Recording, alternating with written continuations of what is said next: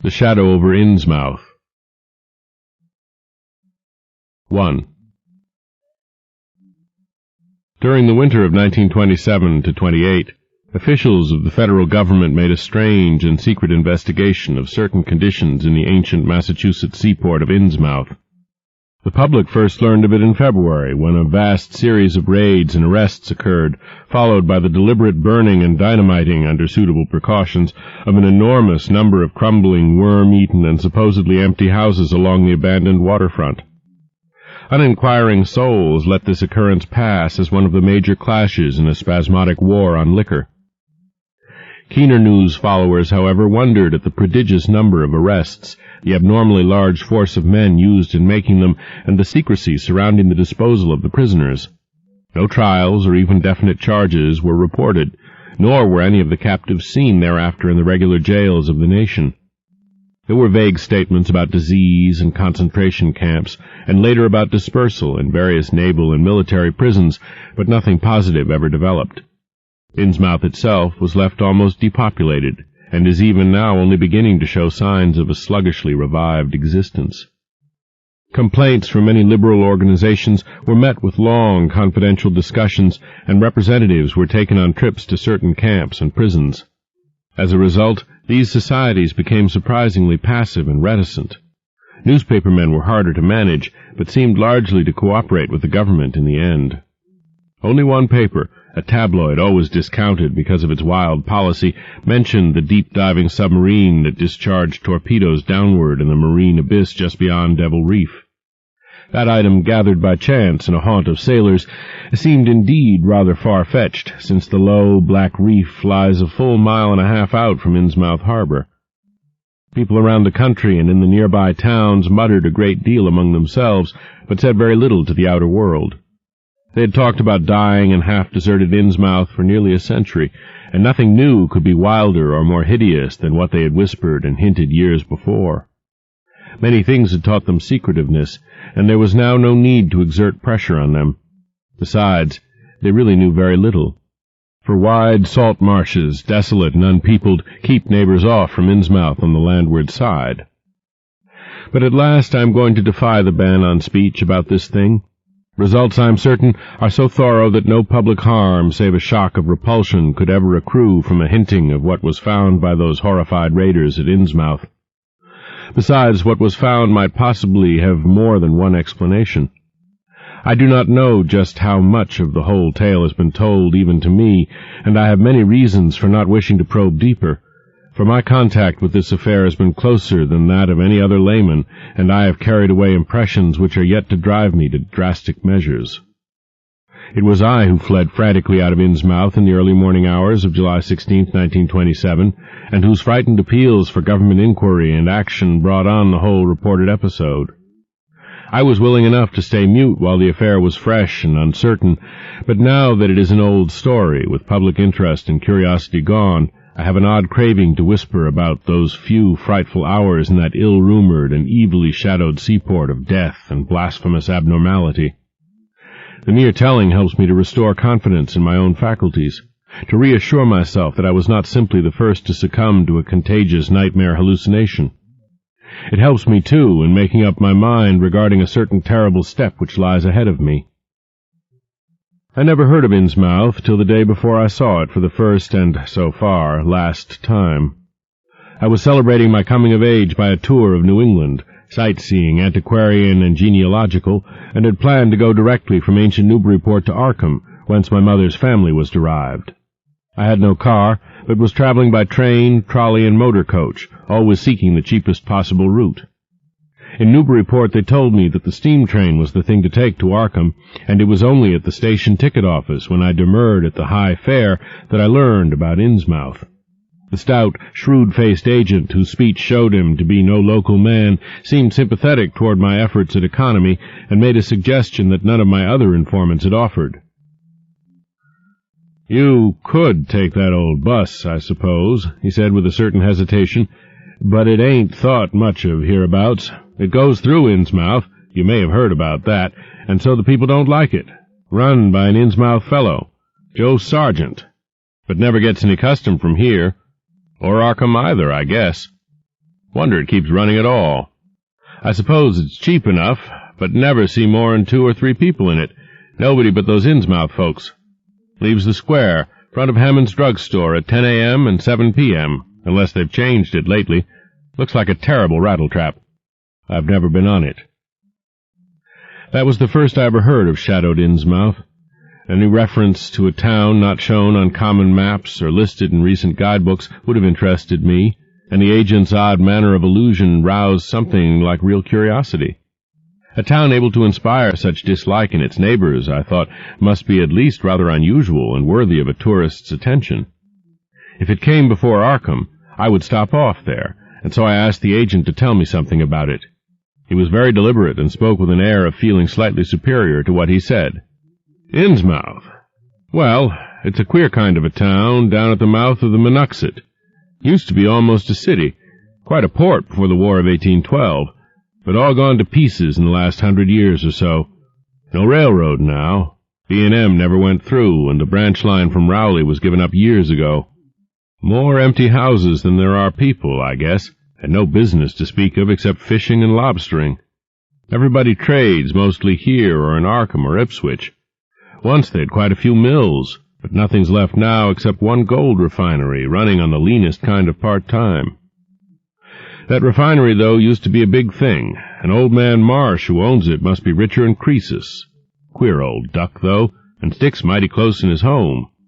He's supposed to have developed some skin disease or deformity late in life that makes him keep out of sight. Grandson of Captain Obed Marsh, who founded the business. His mother seems to have been some kind of foreigner, they say a South Sea Islander, so everybody raised Cain when he married an Ipswich girl 50 years ago. They always do that about Innsmouth people, and folks here and hereabouts always try to cover up any Innsmouth blood they have in them. But Marsh's children and grandchildren look just like anyone else, so far as I can see. I've had 'em pointed out to me here, though, come to think of it, the elder children don't seem to be around lately. Never saw the old man. And why is everybody so down on Innsmouth? Well, young fellow, you mustn't take too much stock in what people around here say. They're hard to get started, but once they do get started, they never let up. They've been telling things about Innsmouth, whispering 'em mostly, for the last 100 years, I guess, and I gather they're more scared than anything else. Some of the stories would make you laugh, about old Captain Marsh driving bargains with the devil and bringing imps out of hell to live in Innsmouth, or about some kind of devil worship and awful sacrifices in some place near the wharves that people stumbled on around 1845 or thereabouts. But I come from Panton, Vermont, and that kind of story don't go down with me. You ought to hear, though, what some of the old-timers tell about the Black Reef off the coast. Devil Reef, they call it. It's well above water a good part of the time, and never much below it, but at that you could hardly call it an island. The story is that there's a whole legion of devils seen sometimes on that reef, sprawled about or darting in and out of some kind of caves near the top. It's a rugged, uneven thing, a good bit over a mile out, and toward the end of shipping days sailors used to make big detours just to avoid it. That is, sailors that didn't hail from Innsmouth. One of the things they had against old Captain Marsh was that he was supposed to land on it sometimes at night when the tide was right. Maybe he did, for I dare say the rock formation was interesting, and it's just barely possible he was looking for pirate loot and maybe finding it, but there was talk of his dealing with demons there. Fact is, I guess on the whole it was really the captain that gave the bad reputation to the reef. That was before the big epidemic of 1846, when over half the folks in Innsmouth was carried off. They never did quite figure out what the trouble was, but it was probably some foreign kind of disease brought from China or somewhere by the shipping. It surely was bad enough. There was riots over it, and all sorts of ghastly doings that I don't believe ever got outside of town, and it left the place in awful shape. Never came back. There can't be more than 300 or 400 people living there now. But the real thing behind the way folks feel is simply race prejudice, and I don't say I'm blaming those that hold it. I hate those Innsmouth folks myself, and I wouldn't care to go to their town. I suppose you know, though I can see you're a Westerner by your talk, what a lot our New England ships used to have to do with queer ports in Africa, Asia, the South Seas, and everywhere else, and what queer kinds of people they sometimes brought back with them. You've probably heard about the Salem man that came home with a Chinese wife. and maybe you know there's still a bunch of Fiji Islanders somewhere around Cape Cod. Well, there must be something like that back of the Innsmouth people. The place always was badly cut off from the rest of the country by marshes and creeks, and we can't be sure about the ins and outs of the matter, but it's pretty clear that old Captain Marsh must have brought home some odd specimens when he had all 3 of his ships in commission back in the 20s and 30s. There certainly is a strange kind of streak in the Innsmouth folk today. I don't know how to explain it, but it sort of makes you crawl. You'll notice a little in Sargent if you take his bus. Some of them have queer, narrow heads with flat noses and bulgy, starey eyes that never seem to shut, and their skin ain't quite right. Rough and scabby, and the sides of their necks are all shriveled or creased up. Get bald, too, very young. The older fellows look the worst. Fact is, I don't believe I've ever seen a very old chap of that kind. Guess they must die of looking in the glass. Animals hate 'em. They used to have lots of horse trouble before autos came in. Nobody around here or in Arkham or Ipswich will have anything to do with them, and they act kind of offish themselves when they come to town or when anyone tries to fish on their grounds. Queer how fish are always thick off Innsmouth Harbor when there ain't any anywhere else around.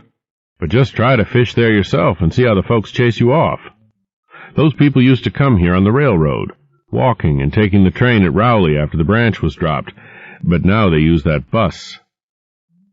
Yes, there's a hotel in Innsmouth called the Gilman House, but I don't believe it can amount to much. I wouldn't advise you to try it. Better stay over here and take the 10 o'clock bus tomorrow morning. Then you can get an evening bus there for Arkham at 8 o'clock. There was a factory inspector who stopped at the Gilman a couple of years ago, and he had a lot of unpleasant hints about the place. Seems they get a queer crowd there, but this fellow heard voices in the other rooms, though most of 'em was empty, that gave him the shivers. It was foreign talk, he thought, but he said the bad thing about it was the kind of voice that sometimes spoke. It sounded so unnatural, slopping-like, he said, that he didn't dare undress and go to sleep, just waited up and lit out the first thing in the morning. The talk went on most all night. This fellow, Casey his name was, had a lot to say about how the Innsmouth folks watched him and seemed kind of on guard. He found the Marsh refinery a queer place. It's in an old mill on the lower falls of the Monuxet. What he said tallied up with what I'd heard. Books in bad shape and no clear account of any kind of dealings. You know, it's always been a kind of mystery where the Marshes get the gold they refine. They've never seemed to do much buying in that line, but years ago they shipped out an enormous lot of ingots. Used to be talk of a queer, foreign kind of jewelry that the sailors and refinery men sometimes sold on the sly, or that was seen once or twice on some of the Marsh women folks. People allowed maybe old Captain Obed traded for it in some heathen port, especially since he was always ordering stacks of glass beads and trinkets such as seafaring men used to get for native trade. Others thought and still think he'd found an old pirate cache out on Devil Reef. But here's a funny thing. The old captain's been dead these 60 years, and there ain't been a good-sized ship out of the place since the Civil War. But just the same, the Marshes still keep on buying a few of those native trade things, mostly glass and rubber gewgaws, they tell me. Maybe the Innsmouth folk like 'em to look at themselves. God knows they've got to be about as bad as South Sea cannibals and Guinea savages. That plague of '46 must have taken off the best blood in the place.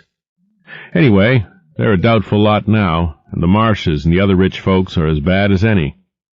As I told you, there probably ain't more than 400 people in the whole town, in spite of all the streets they say there are. I guess they're what they call white trash down south, lawless and sly and full of secret doings. They get a lot of fish and lobsters and do exporting by truck. Queer how the fish swarm right there and nowhere else. Nobody can ever keep track of these people, and state school officials and census men have a devil of a time. You can bet that prying strangers ain't welcome around Innsmouth. I've heard personally of more than one business or government man that's disappeared there, and there's loose talk of one who went crazy and is out at Danvers now. They must have fixed up some awful scare for that fellow. That's why I wouldn't go at night if I was you. I've never been there, and have no wish to go, but I guess a daytime trip couldn't hurt you, even though the people hereabouts will advise you not to make it. If you're just sightseeing and looking for old-time stuff, Innsmouth ought to be quite a place for you. And so I spent part of that evening at the Newburyport Public Library looking up data about Innsmouth. When I had tried to question the natives in the shops, the lunchroom, the garages, and the fire station, I had found them even harder to get started than the ticket agent had predicted, and realized that I could not spare the time to overcome their first instinctive reticences. They had a kind of obscure suspiciousness, as if there were something amiss with anyone too much interested in Innsmouth. At the YMCA where I was stopping, the clerk merely discouraged my going to such a dismal, decadent place, and the people at the library showed much the same attitude. Clearly, in the eyes of the educated, Innsmouth was merely an exaggerated case of civic degeneration. The Essex County histories on the library shelves had very little to say, except that the town was founded in 1643, noted for shipbuilding before the Revolution, a seat of great marine prosperity in the early 19th century, and later a minor factory center using the Monuxet as power. The epidemic and riots of 1846 were very sparsely treated, as if they formed a discredit to the county. References to decline were few, though the significance of the later record was unmistakable. After the Civil War, all industrial life was confined to the Marsh Refining Company, and the marketing of gold ingots formed the only remaining bit of major commerce aside from the eternal fishing. That fishing paid less and less as the price of the commodity fell and large-scale corporations offered competition. But there was never a dearth of fish around Innsmouth harbor. Foreigners seldom settled there, and there was some discreetly veiled evidence that a number of Poles and Portuguese who had tried it had been scattered in a peculiarly drastic fashion. Most interesting of all was a glancing reference to the strange jewelry vaguely associated with Innsmouth. It had evidently impressed the whole countryside more than a little, for mention was made of specimens in the Museum of Miskatonic University at Arkham, and in the display room of the Newburyport Historical Society. The fragmentary descriptions of these things were bald and prosaic, but they hinted to me an undercurrent of persistent strangeness. Something about them seemed so odd and provocative that I could not put them out of my mind, and despite the relative lateness of the hour, I resolved to see the local sample, said to be a large, queerly proportioned thing evidently meant for a tiara, if it could possibly be arranged. The librarian gave me a note of introduction to the curator of the society, a Miss Anna Tilton, who lived nearby, and after a brief explanation, that ancient gentlewoman was kind enough to pilot me into the closed building, since the hour was not outrageously late. The collection was a notable one indeed, but in my present mood I had eyes for nothing but the bizarre object, which glistened in a corner cupboard under the electric lights. It took no excessive sensitiveness to beauty to make me literally gasp at the strange, unearthly splendor of the alien, opulent fantasy that rested there on a purple velvet cushion. Even now I can hardly describe what I saw, though it was clearly enough a sort of tiara, as the description had said. It was tall in front, and with a very large and curiously irregular periphery, as if designed for a head of almost freakishly elliptical outline. The material seemed to be predominantly gold, though a weird, lighter lustrousness hinted at some strange alloy with an equally beautiful and scarcely identifiable metal. Its condition was almost perfect, and one could have spent hours in studying the striking and puzzlingly untraditional designs, some simply geometrical and some plainly marine, chased or molded in high relief on its surface with a craftsmanship of incredible skill and grace. The longer I looked, the more the thing fascinated me, and in this fascination there was a curiously disturbing element hardly to be classified or accounted for. At first I decided that it was the queer, otherworldly quality of the art which made me uneasy. All other art objects I had ever seen either belonged to some known racial or national stream, or else were consciously modernistic defiances of every recognized stream. This tiara was neither. It clearly belonged to some settled technique of infinite maturity and perfection, yet that technique was utterly remote from any, Eastern or Western, ancient or modern, which I had ever heard of or seen exemplified. It was as if the workmanship were that of another planet. However, I soon saw that my uneasiness had a second and perhaps equally potent source residing in the pictorial and mathematical suggestions of the strange designs. The patterns all hinted of remote secrets and unimaginable abysses in time and space, and the monotonously aquatic nature of the reliefs became almost sinister. Among these reliefs were fabulous monsters of abhorrent grotesqueness and malignity, half ichthyaic and half batrachian in suggestion, which one could not dissociate from a certain haunting and uncomfortable sense of pseudo-memory, as if they called up some image from deep cells and tissues whose retentive functions are wholly primal and awesomely ancestral. At times I fancied that every contour of these blasphemous fish-frogs was overflowing with the ultimate quintessence of unknown and inhuman evil. In odd contrast to the tiara's aspect was its brief and prosy history as related by Miss Tilton. It had been pawned for a ridiculous sum at a shop in State Street in 1873 by a drunken Innsmouth man shortly afterward killed in a brawl. The Society had acquired it directly from the pawnbroker, at once giving it a display worthy of its quality. It was labeled as of probable East Indian or Indo-Chinese provenance, though the attribution was frankly tentative. Miss Tilton, comparing all possible hypotheses regarding its origin and its presence in New England, was inclined to believe that it formed part of some exotic pirate horde discovered by old Captain Obed Marsh. This view was surely not weakened by the insistent offers of purchase at a high price which the Marshes began to make as soon as they knew of its presence, and which they repeated to this day, despite the Society's unvarying determination not to sell. As the good lady showed me out of the building, she made it clear that the pirate theory of the Marsh fortune was a popular one among the intelligent people of the region. Her own attitude toward shadowed Innsmouth, which she had never seen, was one of disgust at a community slipping far down the cultural scale, and she assured me that the rumors of devil worship were partly justified by a peculiar secret cult which had gained force there and engulfed all the Orthodox churches. It was called, she said, the Esoteric Order of Dagon, and was undoubtedly a debased, quasi-pagan thing imported from the East a century before, at a time when the Innsmouth fisheries seemed to be going barren. Its persistence among a simple people was quite natural in view of the sudden and permanent return of abundantly fine fishing, and it soon came to be the greatest influence on the town, replacing Freemasonry altogether and taking up headquarters in the old Masonic Hall on New Church Green. All this, to the pious Miss Tilton, formed an excellent reason for shunning the ancient town of decay and desolation, but to me it was merely a fresh incentive. To my architectural and historical anticipations was now added an acute anthropological zeal, and I could scarcely sleep in my small room at the Y as the night wore away.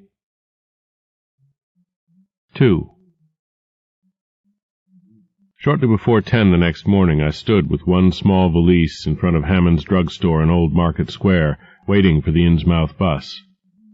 As the hour for its arrival drew near, I noticed a general drift of the loungers to other places up the street, or to the ideal lunch across the square.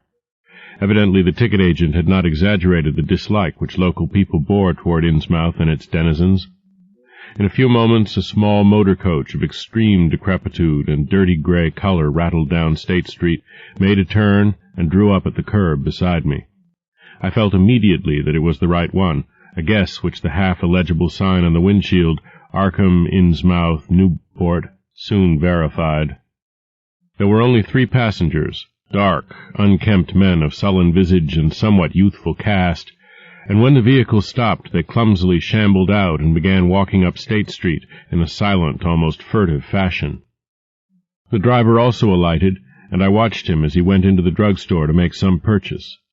This, I reflected, must be the Joe Sargent mentioned by the ticket agent, and even before I noticed any details there spread over me a wave of spontaneous aversion which could be neither checked nor explained.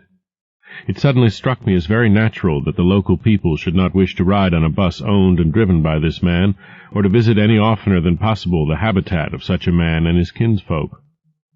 When the driver came out of the store I looked at him more carefully and tried to determine the source of my evil impression. He was a thin, stoop-shouldered man not much under 6 feet tall, dressed in shabby blue civilian clothes and wearing a frayed gray golf cap. His age was perhaps 35, but the odd, deep creases in the side of his neck made him seem older when one did not study his dull, expressionless face. He had a narrow head, bulging, watery blue eyes that seemed never to wink, a flat nose, a receding forehead and chin, and singularly undeveloped ears. His long, thick lip and coarse-pored grayish cheeks seemed almost beardless, except for some sparse yellow hairs that straggled and curled in irregular patches, and in places the surface seemed queerly irregular, as if peeling from some cutaneous disease. His hands were large and heavily veined, and had a very unusual grayish-blue tinge. The fingers were strikingly short in proportion to the rest of the structure, and seemed to have a tendency to curl closely into the huge palm. As he walked toward the bus, I observed his peculiarly shambling gait, and saw that his feet were inordinately immense. The more I studied them, the more I wondered how he could buy any shoes to fit them. A certain greasiness about the fellow increased my dislike. He was evidently given to working or lounging around the fish docks, and carried with him much of their characteristic smell. Just what foreign blood was in him I could not even guess. His oddities certainly did not look Asiatic, Polynesian, Levantine, or Negroid, yet I could see why the people found him alien. I myself would have thought of biological degeneration rather than alienage. I was sorry when I saw that there would be no other passengers on the bus. Somehow I did not like the idea of riding alone with this driver. But as leaving time obviously approached, I conquered my qualms and followed the man aboard, extending him $1 bill and murmuring the single word, "Innsmouth." He looked curiously at me for a second as he returned 40 cents change without speaking. I took a seat far behind him, but on the same side of the bus, since I wished to watch the shore during the journey. At length the decrepit vehicle started with a jerk and rattled noisily past the old brick buildings of State Street amidst a cloud of vapor from the exhaust. Glancing at the people on the sidewalks, I thought I detected in them a curious wish to avoid looking at the bus, or at least a wish to avoid seeming to look at it. Then we turned to the left into High Street, where the going was smoother, flying by stately old mansions of the early Republic and still older colonial farmhouses, passing the Lower Green and Parker River, and finally emerging into a long, monotonous stretch of open shore country. The day was warm and sunny, but the landscape of sand, sedge-grass, and stunted shrubbery became more and more desolate as we proceeded. Out the window I could see the blue water and the sandy line of Plum Island, and we presently drew very near the beach as our narrow road veered off from the main highway to Rowley and Ipswich. There were no visible houses, and I could tell by the state of the road that traffic was very light hereabouts. The small, weather-worn telephone poles carried only 2 wires. Now and then we crossed crude wooden bridges over tidal creeks that wound far inland and promoted the general isolation of the region. Once in a while I noticed dead stumps and crumbling foundation walls above the drifting sand, and recalled the old tradition quoted in one of the histories I had read that this was once a fertile and thickly settled countryside. The change, it was said, came simultaneously with the Innsmouth epidemic of 1846, and was thought by simple folk to have a dark connection with hidden forces of evil. Actually, it was caused by the unwise cutting of woodlands near the shore, which robbed the soil of its best protection and opened the way for waves of wind-blown sand. At last we lost sight of Plum Island and saw the vast expanse of the open Atlantic on our left. Our narrow course began to climb steeply, and I felt a singular sense of disquiet in looking at the lonely crest ahead where the rutted roadway met the sky. It was as if the bus were about to keep on in its ascent, leaving the sane earth altogether and merging with the unknown arcana of upper air and cryptical sky. The smell of the sea took on ominous implications, and the silent driver's bent, rigid back and narrow head became more and more hateful. As I looked at him, I saw that the back of his head was almost as hairless as his face, having only a few straggling yellow strands upon a gray, scabrous surface. Then we reached the crest and beheld the outspread valley beyond, where the Monoxet joins the sea just north of the long line of cliffs that culminate in Kingsport Head and veer off toward Cape Ann. On the far, misty horizon I could just make out the dizzy profile of the head, topped by the queer ancient house of which so many legends are told, but for the moment all my attention was captured by the nearer panorama just below me. I had, I realized, come face to face with rumor-shadowed Innsmouth. It was a town of wide extent and dense construction, yet one with a portentous dearth of visible life. From the tangle of chimney-pots scarcely a wisp of smoke came, and the 3 tall steeples loomed stark and unpainted against the seaward horizon. One of them was crumbling down at the top, and in that and another there were only black gaping holes where clock dials should have been. The vast huddle of sagging gambrel roofs and peaked gables conveyed with offensive clearness the idea of wormy decay, and as we approached along the now descending road I could see that many roofs had wholly caved in. There were some large, square Georgian houses, too, with hipped roofs, cupolas, and railed widows' walks. These were mostly well back from the water, and one or two seemed to be in moderately sound condition. Stretching inland from among them, I saw the rusted, grass-grown line of the abandoned railway, with leaning telegraph poles now devoid of wires and the half-obscured lines of the old carriage roads to Rowley and Ipswich. The decay was worst close to the waterfront, though in its very midst I could spy the white belfry of a fairly well-preserved brick structure which looked like a small factory. The harbour, long clogged with sand, was enclosed by an ancient stone breakwater, on which I could begin to discern the minute forms of a few seated fishermen, and at whose end were what looked like the foundations of a bygone lighthouse. A sandy tongue had formed inside this barrier, and upon it I saw a few decrepit cabins, moored dories, and scattered lobster pots. The only deep water seemed to be where the river poured out past the belfried structure and turned southward to join the ocean at the breakwater's end. End of Side 8. Change side selector switch. This book is continued on the next cassette.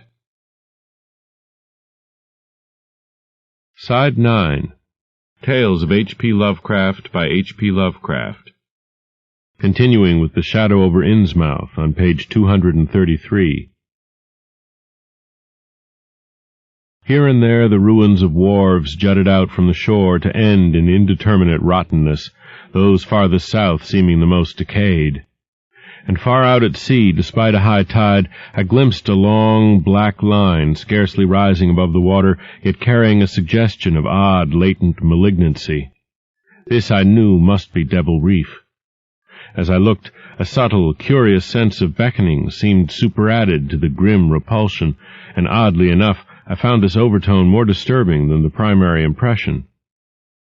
We met no one on the road, but presently began to pass deserted farms in varying stages of ruin. Then I noticed a few inhabited houses with rags stuffed in the broken windows and shells and dead fish lying about the littered yards.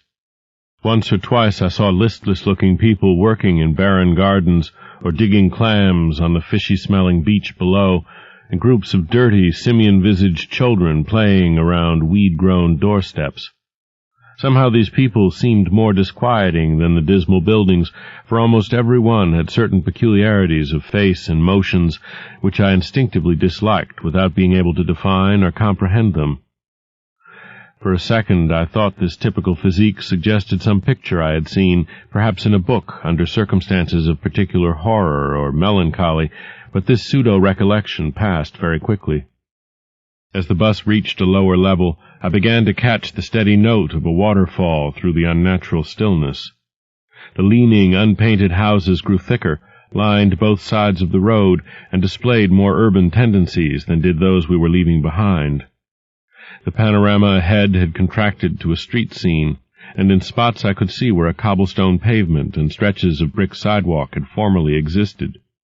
All the houses were apparently deserted, and there were occasional gaps where tumble-down chimneys and cellar walls told of buildings that had collapsed. Pervading everything was the most nauseous, fishy odor imaginable. Soon cross-streets and junctions began to appear, those on the left leading to shoreward realms of unpaved squalor and decay, while those on the right showed vistas of departed grandeur. So far I had seen no people in the town, but there now came signs of a sparse habitation, curtained windows here and there, and an occasional battered motor car at the curb. Pavement and sidewalks were increasingly well-defined, and though most of the houses were quite old, wood and brick structures of the early 19th century, they were obviously kept fit for habitation. As an amateur antiquarian, I almost lost my olfactory disgust and my feeling of menace and repulsion amidst this rich, unaltered survival from the past. But I was not to reach my destination without one very strong impression of poignantly disagreeable quality. The bus had come to a sort of open concourse or radial point with churches on two sides and the bedraggled remains of a circular green in the center, and I was looking at a large pillared hall in the right-hand junction ahead. The structure's once white paint was now gray and peeling, and the black and gold sign on the pediment was so faded that I could only with difficulty make out the words, Esoteric Order of Dagon. This, then, was the former Masonic Hall, now given over to a degraded cult. As I strained to decipher this inscription, my notice was distracted by the raucous tones of a cracked bell across the street, and I quickly turned to look out the window on my side of the coach.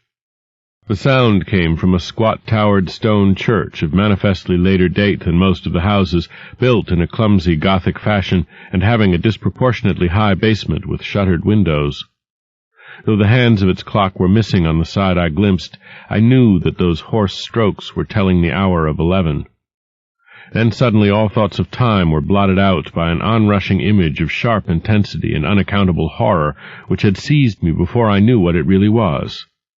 The door of the church basement was open, revealing a rectangle of blackness inside, and as I looked, a certain object crossed, or seemed to cross, that dark rectangle, burning into my brain the momentary conception of nightmare, which was all the more maddening because analysis could not show a single nightmarish quality about it.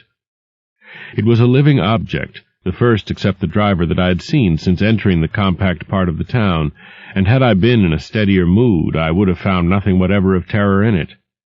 Clearly, as I realized a moment later, it was the pastor, clad in some peculiar vestments, doubtless introduced since the Order of Dagon had modified the ritual of the local churches. The thing which had probably caught my first subconscious glance and supplied the touch of bizarre horror was the tall tiara he wore, an almost exact duplicate of the one Miss Tilton had shown me the previous evening. This, acting on my imagination, had supplied namelessly sinister qualities to the indeterminate face and robed, shambling form beneath it. There was not, I soon decided, any reason why I should have felt that shuddering touch of evil pseudo-memory. Was it not natural that a local mystery cult should adopt among its regimentals an unique type of headdress made familiar to the community in some strange way, perhaps as treasure trove? A very thin sprinkling of repellent-looking youngish people now became visible on the sidewalks, lone individuals and silent knots of 2 or 3. The lower floors of the crumbling houses sometimes harbored small shops with dingy signs, and I noticed a parked truck or two as we rattled along. The sound of waterfalls became more and more distinct, and presently I saw a fairly deep river gorge ahead, spanned by a wide, iron-railed highway bridge, beyond which a large square opened out. As we clanked over the bridge, I looked out on both sides and observed some factory buildings on the edge of the grassy bluff or part way down. The water far below was very abundant, and I could see 2 vigorous sets of falls upstream on my right and at least one downstream on my left. From this point the noise was quite deafening. Then we rolled into the large semicircular square across the river and drew up on the right-hand side in front of a tall, cupola-crowned building with remnants of yellow paint and with a half-effaced sign proclaiming it to be the Gilman House. I was glad to get out of that bus, and at once proceeded to check my valise in the shabby hotel lobby. There was only one person in sight, an elderly man without what I had come to call the Innsmouth look, and I decided not to ask him any of the questions which bothered me, remembering that odd things had been noticed in this hotel. Instead, I strolled out on the square, from which the bus had already gone, and studied the scene minutely and appraisingly. One side of the cobblestoned open space was the straight line of the river. The other was a semicircle of slant-roofed brick buildings of about the 1800 period, from which several streets radiated away to the southeast, south, and southwest. Lamps were depressingly few and small, all low-powered incandescents, and I was glad that my plans called for departure before dark, even though I knew the moon would be bright. The buildings were all in fair condition, and included perhaps a dozen shops in current operation, of which one was a grocery of the First National chain, others a dismal restaurant, a drugstore, and a wholesale fish dealer's office, and still another, at the eastern extremity of the square near the river, an office of the town's only industry, the Marsh Refining Company. There were perhaps 10 people visible, and 4 or 5 automobiles and motor trucks stood scattered about.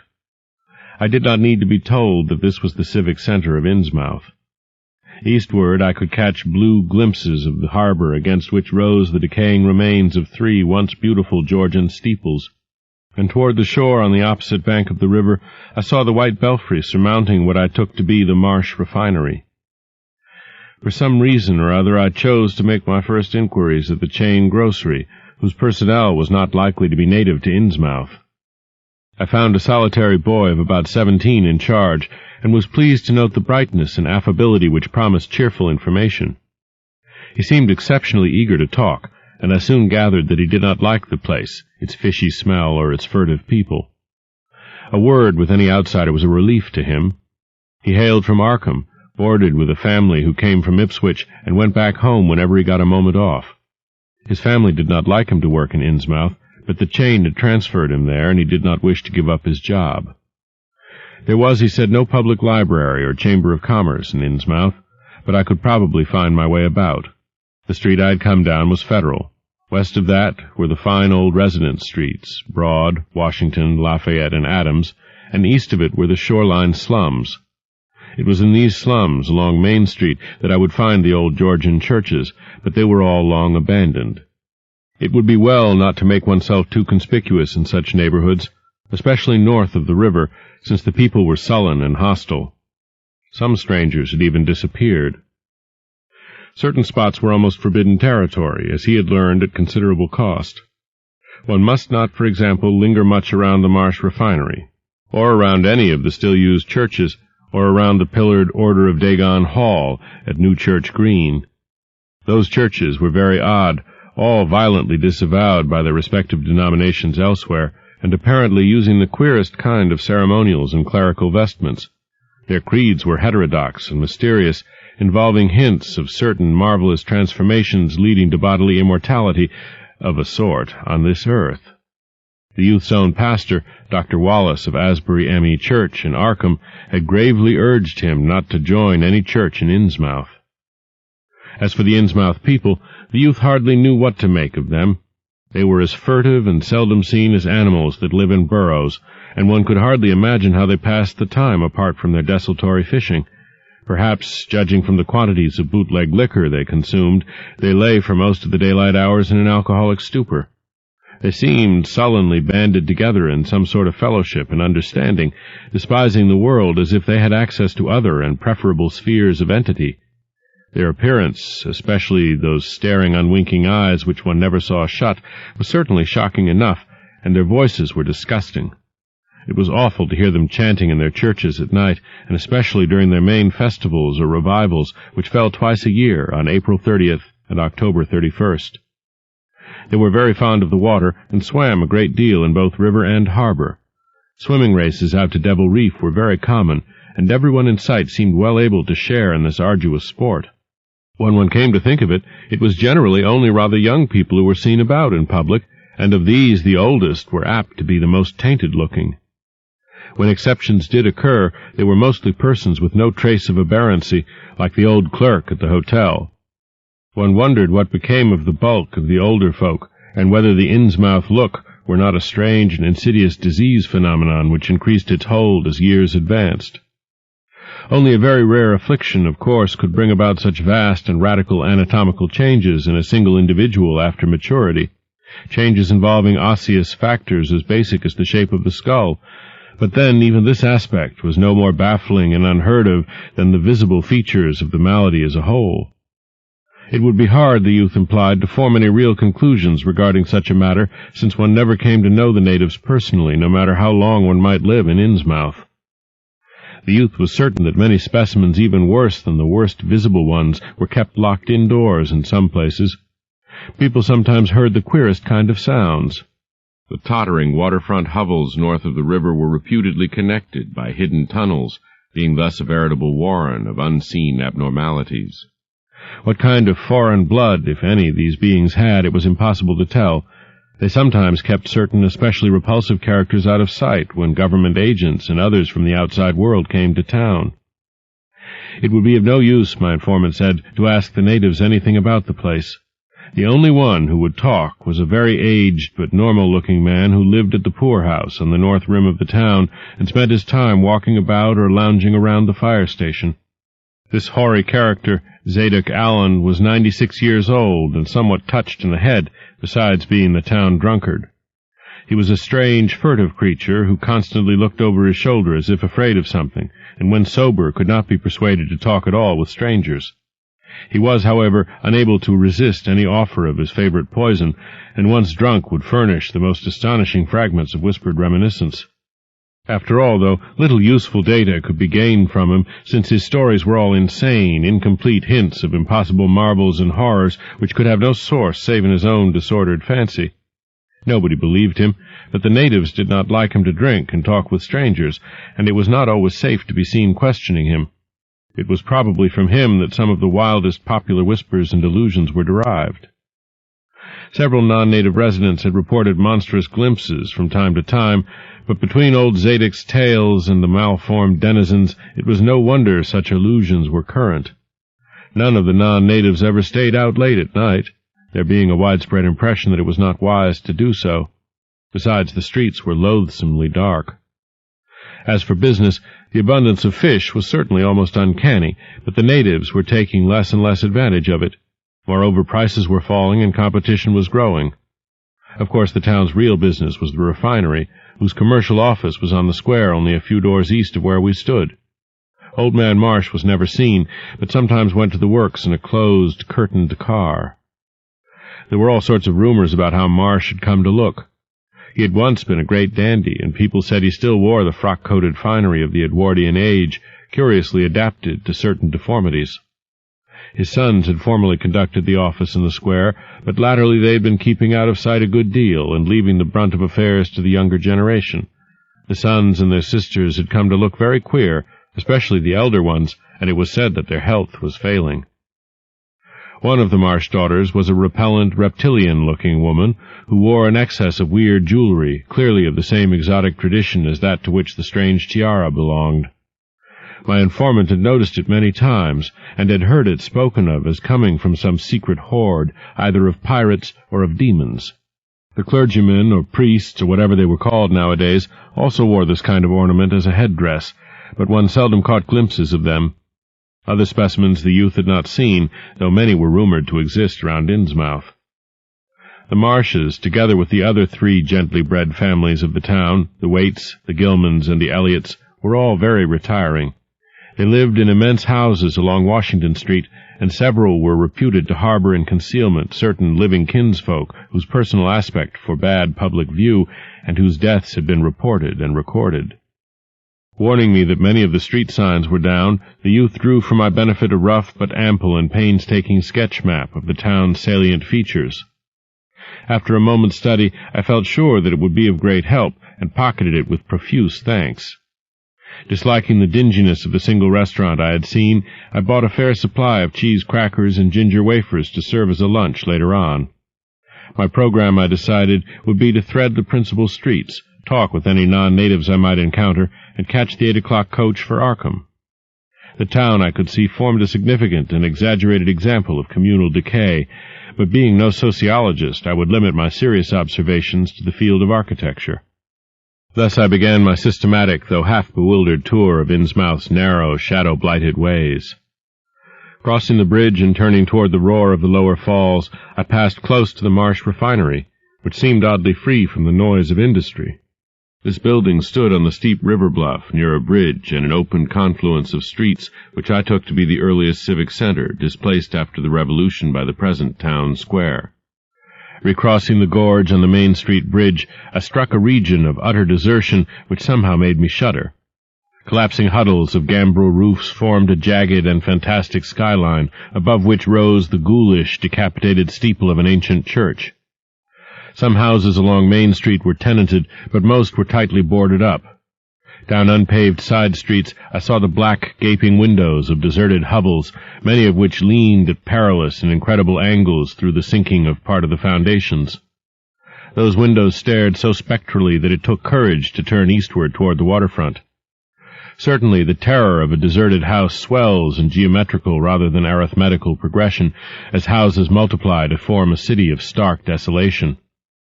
The sight of such endless avenues of fishy-eyed vacancy and death, and the thought of such linked infinities of black, brooding compartments given over to cobwebs and memories and the conqueror worm, start up vestigial fears and aversions that not even the stoutest philosophy can disperse. Fish Street was as deserted as Main, though it differed in having many brick and stone warehouses still in excellent shape. Water Street was almost its duplicate, save that there were great seaward gaps where wharves had been. Not a living thing did I see, except for the scattered fishermen on the distant breakwater, and not a sound did I hear, save the lapping of the harbor tides and the roar of the falls and the Monoxet. The town was getting more and more on my nerves, and I looked behind me furtively as I picked my way back over the tottering Water Street Bridge. The Fish Street Bridge, according to the sketch, was in ruins. North of the city there were traces of squalid life, active fish-packing houses in Water Street, smoking chimneys and patched roofs here and there, occasional sounds from indeterminate sources, and infrequent shambling forms in the dismal streets and unpaved lanes, but I seemed to find this even more oppressive than the southerly desertion. For one thing, the people were more hideous and abnormal than those near the center of the town, so that I was several times evilly reminded of something utterly fantastic which I could not quite place. Undoubtedly the alien strain in the Innsmouth folk was stronger here than farther inland, unless indeed the Innsmouth look were a disease rather than a blood strain, in which case this district might be held to harbor the more advanced cases. One detail that annoyed me was the distribution of the few faint sounds I heard. They ought naturally to have come wholly from the visibly inhabited houses, yet in reality were often strongest inside the most rigidly boarded-up facades. There were creakings, scurryings, and hoarse, doubtful noises, and I thought uncomfortably about the hidden tunnels suggested by the grocery boy. Suddenly I found myself wondering what the voices of those denizens would be like. I had heard no speech so far in this quarter, and was unaccountably anxious not to do so. Pausing only long enough to look at two fine but ruinous old churches at Main and Church Streets, I hastened out of that vile waterfront slum. My next logical goal was New Church Green, but somehow or other I could not bear to repass the church in whose basement I had glimpsed the inexplicably frightening form of that strangely diademed priest or pastor. Besides, the grocery youth had told me that the churches, as well as the order of Dagon Hall, were not advisable neighborhoods for strangers. Accordingly, I kept north along Main to Martin, then turning inland, crossing Federal Street safely north of the Green, and entering the decayed patrician neighborhood of Northern Broad, Washington, Lafayette, and Adams Streets. Though these stately old avenues were ill-surfaced and unkempt, their elm-shaded dignity had not entirely departed. Mansion after mansion claimed my gaze, most of them decrepit and boarded up amidst neglected grounds, but one or two in each street showing signs of occupancy. In Washington Street there was a row of 4 or 5 in excellent repair and with finely tended lawns and gardens. The most sumptuous of these, with wide terraced parterres extending back the whole way to Lafayette Street, I took to be the home of Old Man Marsh, the afflicted refinery owner. In all these streets no living thing was visible, and I wondered at the complete absence of cats and dogs from Innsmouth. Another thing which puzzled and disturbed me, even in some of the best-preserved mansions, was the tightly shuttered condition of many third-story and attic windows. Furtiveness and secretiveness seemed universal in this hushed city of alienage and death, and I could not escape the sensation of being watched from ambush on every hand by sly, staring eyes that never shut. I shivered as the cracked stroke of 3 sounded from a belfry on my left. Too well did I recall the squat church from which those notes came. Following Washington Street toward the river, I now faced a new zone of former industry and commerce, noting the ruins of a factory ahead, and seeing others with the traces of an old railway station and covered railway bridge beyond, up the gorge on my right. The uncertain bridge now before me was posted with a warning sign, but I took the risk and crossed again to the south bank where traces of life reappeared. Furtive, shambling creatures stared cryptically in my direction, and more normal faces eyed me coldly and curiously. Innsmouth was rapidly becoming intolerable, and I turned down Payne Street toward the square in the hope of getting some vehicle to take me to Arkham before the still distant starting time of that sinister bus. It was then that I saw the tumble-down fire station on my left, and noticed the red-faced, bushy-bearded, watery-eyed old man in nondescript rags who sat on a bench in front of it, talking with a pair of unkempt but not abnormal-looking firemen. This, of course, must be Zadok Allen, the half-crazed, licorice nonagenarian whose tales of old Innsmouth and its shadow were so hideous and incredible. 3. It must have been some imp of the perverse, or some sardonic pull from dark, hidden sources, which made me change my plans as I did. I had long before resolved to limit my observations to architecture alone, and I was even then hurrying toward the square in an effort to get quick transportation out of this festering city of death and decay, but the sight of old Zadok Allen set up new currents in my mind and made me slacken my pace uncertainly. I had been assured that the old man could do nothing but hint at wild, disjointed, and incredible legends, and I had been warned that the natives made it unsafe to be seen talking to him. Yet the thought of this aged witness to the town's decay, with memories going back to the early days of ships and factories, was a lure that no amount of reason could make me resist.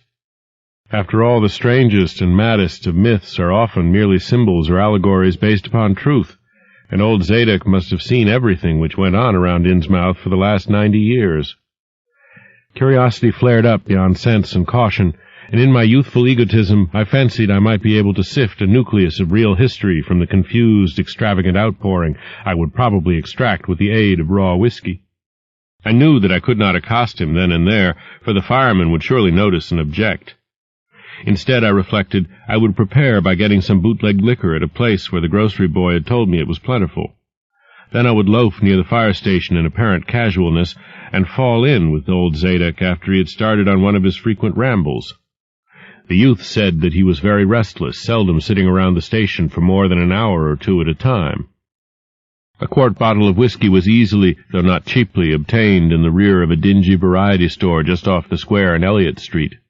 The dirty-looking fellow who waited on me had a touch of the staring Innsmouth look, but was quite civil in his way, being perhaps used to the custom of such convivial strangers, truckmen, gold buyers, and the like, as were occasionally in town. Re-entering the square, I saw that luck was with me, for, shuffling out of Payne Street around the corner of the Gilman house, I glimpsed nothing less than the tall, lean, tattered form of old Zadok Allen himself. In accordance with my plan, I attracted his attention by brandishing my newly purchased bottle, and soon realized that he had begun to shuffle wistfully after me as I turned into Waite Street on my way to the most deserted region I could think of. I was steering my course by the map the grocery boy had prepared, and was aiming for the wholly abandoned stretch of southern waterfront which I had previously visited. The only people in sight there had been the fishermen on the distant breakwater, and by going a few squares south I could get beyond the range of these, finding a pair of seats on some abandoned wharf, and being free to question old Zadok unobserved for an indefinite time. Before I reached Main Street I could hear a faint and wheezy, "Hey, mister," behind me, and I presently allowed the old man to catch up and take copious pulls from the quart bottle. I began putting out feelers as we walked along to Water Street and turned southward amidst the omnipresent desolation and crazily tilted ruins, but found that the aged tongue did not loosen as quickly as I had expected. At length I saw a grass-grown opening toward the sea between crumbling brick walls, with the weedy length of an earth and masonry wharf projecting beyond.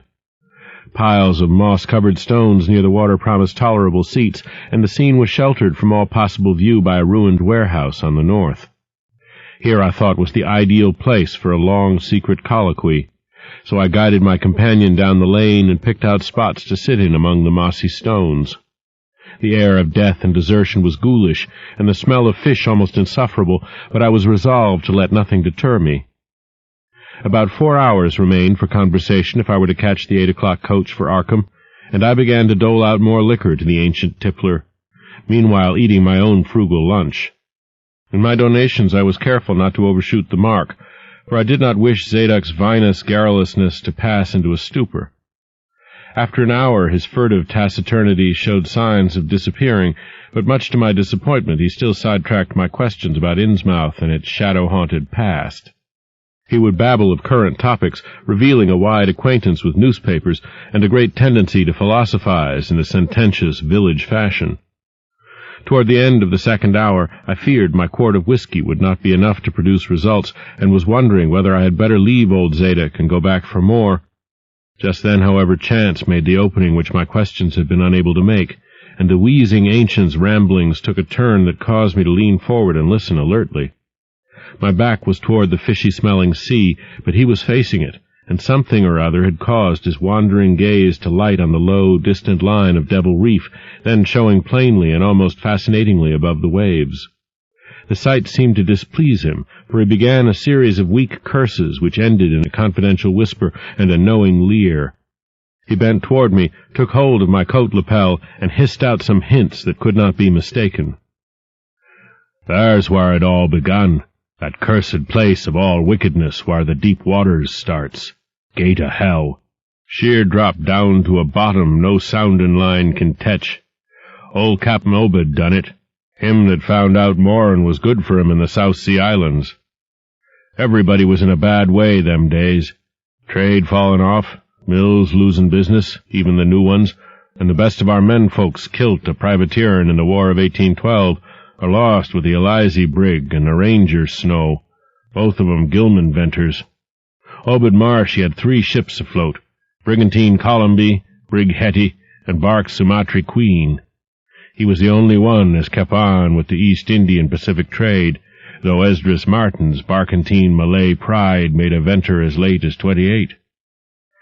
Never was nobody like Captain Obed, old limb o' Satan. Heh.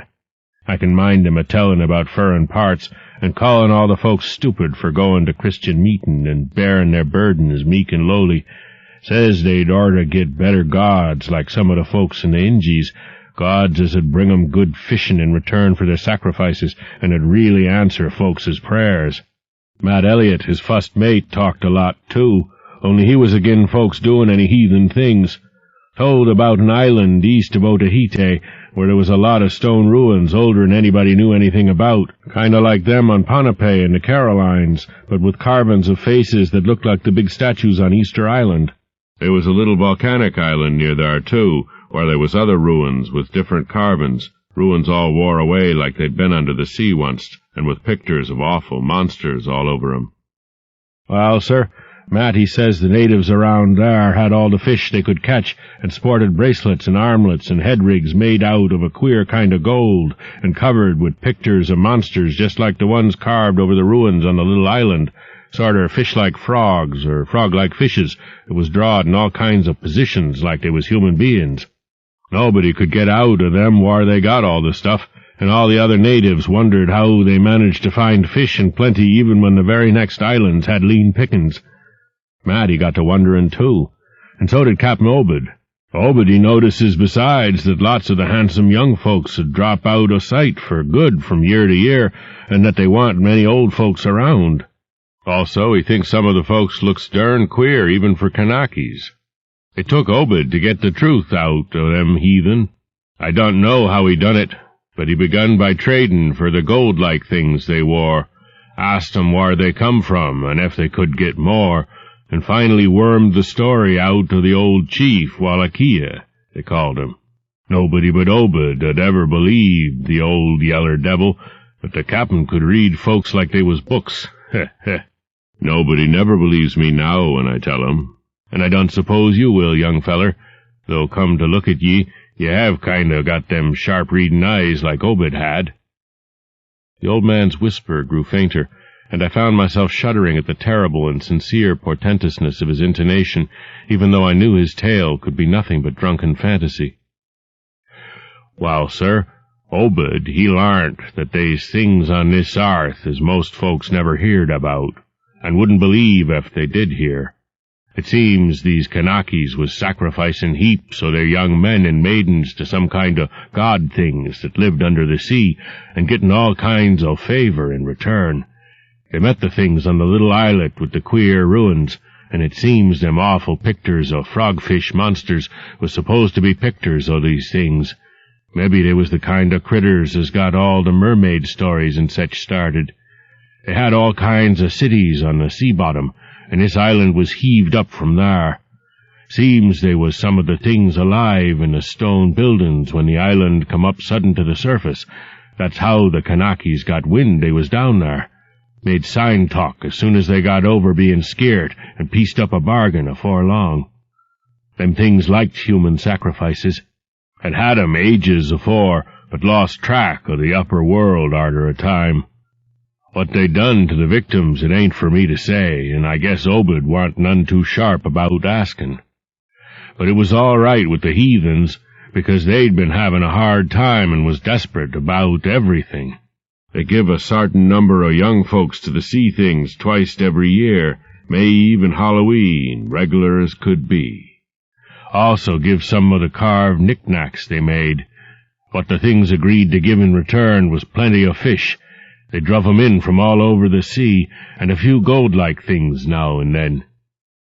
Well, as I says, the natives met the things on the little volcanic islet, going there in canoes with the sacrifices, etc., and bringing back any of the gold-like jewels as was coming to 'em. At fust the things didn't never go on to the main island, but arter a time they come to want to. Seems they hankered arter mixin' with the folks and having giant ceremonies on the big days, May Eve and Halloween.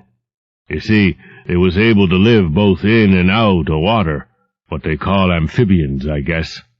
The Kanakis told 'em as how folks from the other islands might want to wipe 'em out if they got wind o' their being there, but says they don't keer much, because they could wipe out the whole brood o' humans if they was willin' to bother. That is, any as didn't have sartain signs, such as was used once by the lost old ones, whoever they was.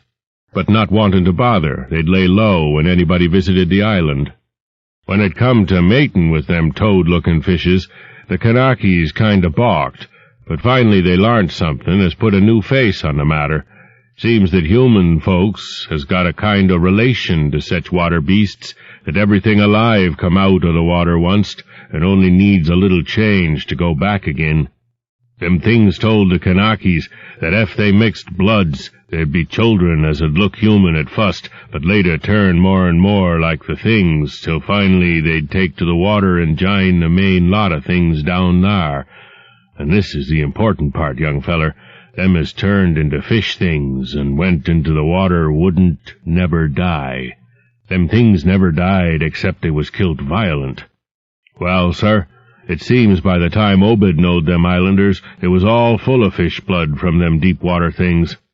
When they got old and begun to show it, they was kep hid until they felt like taking to the water and quitting the place. Some was more tetched than others, and some never did change quite enough to take to the water, but mostly they turned out just the way them things said. Them as was born more like the things changed early, but them as was nearly human sometimes stayed on the island till they was past 70, though they'd usually go down under for trial trips afore that. Folks as had took to the water generally come back a good deal to visit, so's a man 'ud often be a-talkin' to his own 5 times great-grandfather who'd left the dry land a couple of 100 years or so afore. Everybody got out o' the idea o' dyin', except in canoe wars with the other islanders, or as sacrifices to the sea gods down below, or from snake-bite, or plague, or sharp gallopin' ailments, or somethin' afore they could take to the water, but simply look for'ard to a kind of change that warn't a bit horrible arter a while. They thought what they'd got was well wuth all they'd had to give up, and I guess Obed kinda come to think the same hisself when he'd chewed over old Wallachiyah's story a bit. Wallachiyah, though, was one of the few as hadn't got none of the fish blood, being of a royal line that intermarried with royal lines on other islands. Wallachiyah, he showed Obed a lot of rites and incantations as had to do with the sea things, and let him see some of the folks in the village as had changed a lot from human shape. Somehow or other, though, he never would let him see one of the regular things from right out of the water. In the end, he give him a funny kind of thingamajig made out of lead or something that he said would bring up the fish things from any place in the water where they might be a nest of 'em. The idea was to drop it down with the right kind of prayers and such. Wallachiyah allowed as the things was scattered all over the world, so's anybody that looked about could find a nest and bring 'em up if they was wanted. Matt, he didn't like this business at all, and wanted Obed should keep away from the island. But the cap'n was sharp for gain, and found he could get them gold-like things so cheap it'd pay him to make a specialty of 'em. Things went on that way for years, and Obed got enough of that gold-like stuff to make him start the refinery in Waite's old run-down fullin' mill. He didn't dast sell the pieces like they was, for folks would be all the time asking questions. All the same, his crews would get a piece and dispose of it now and then, even though they was swore to keep quiet, and he let his women folks wear some of the pieces as was more human-like than most.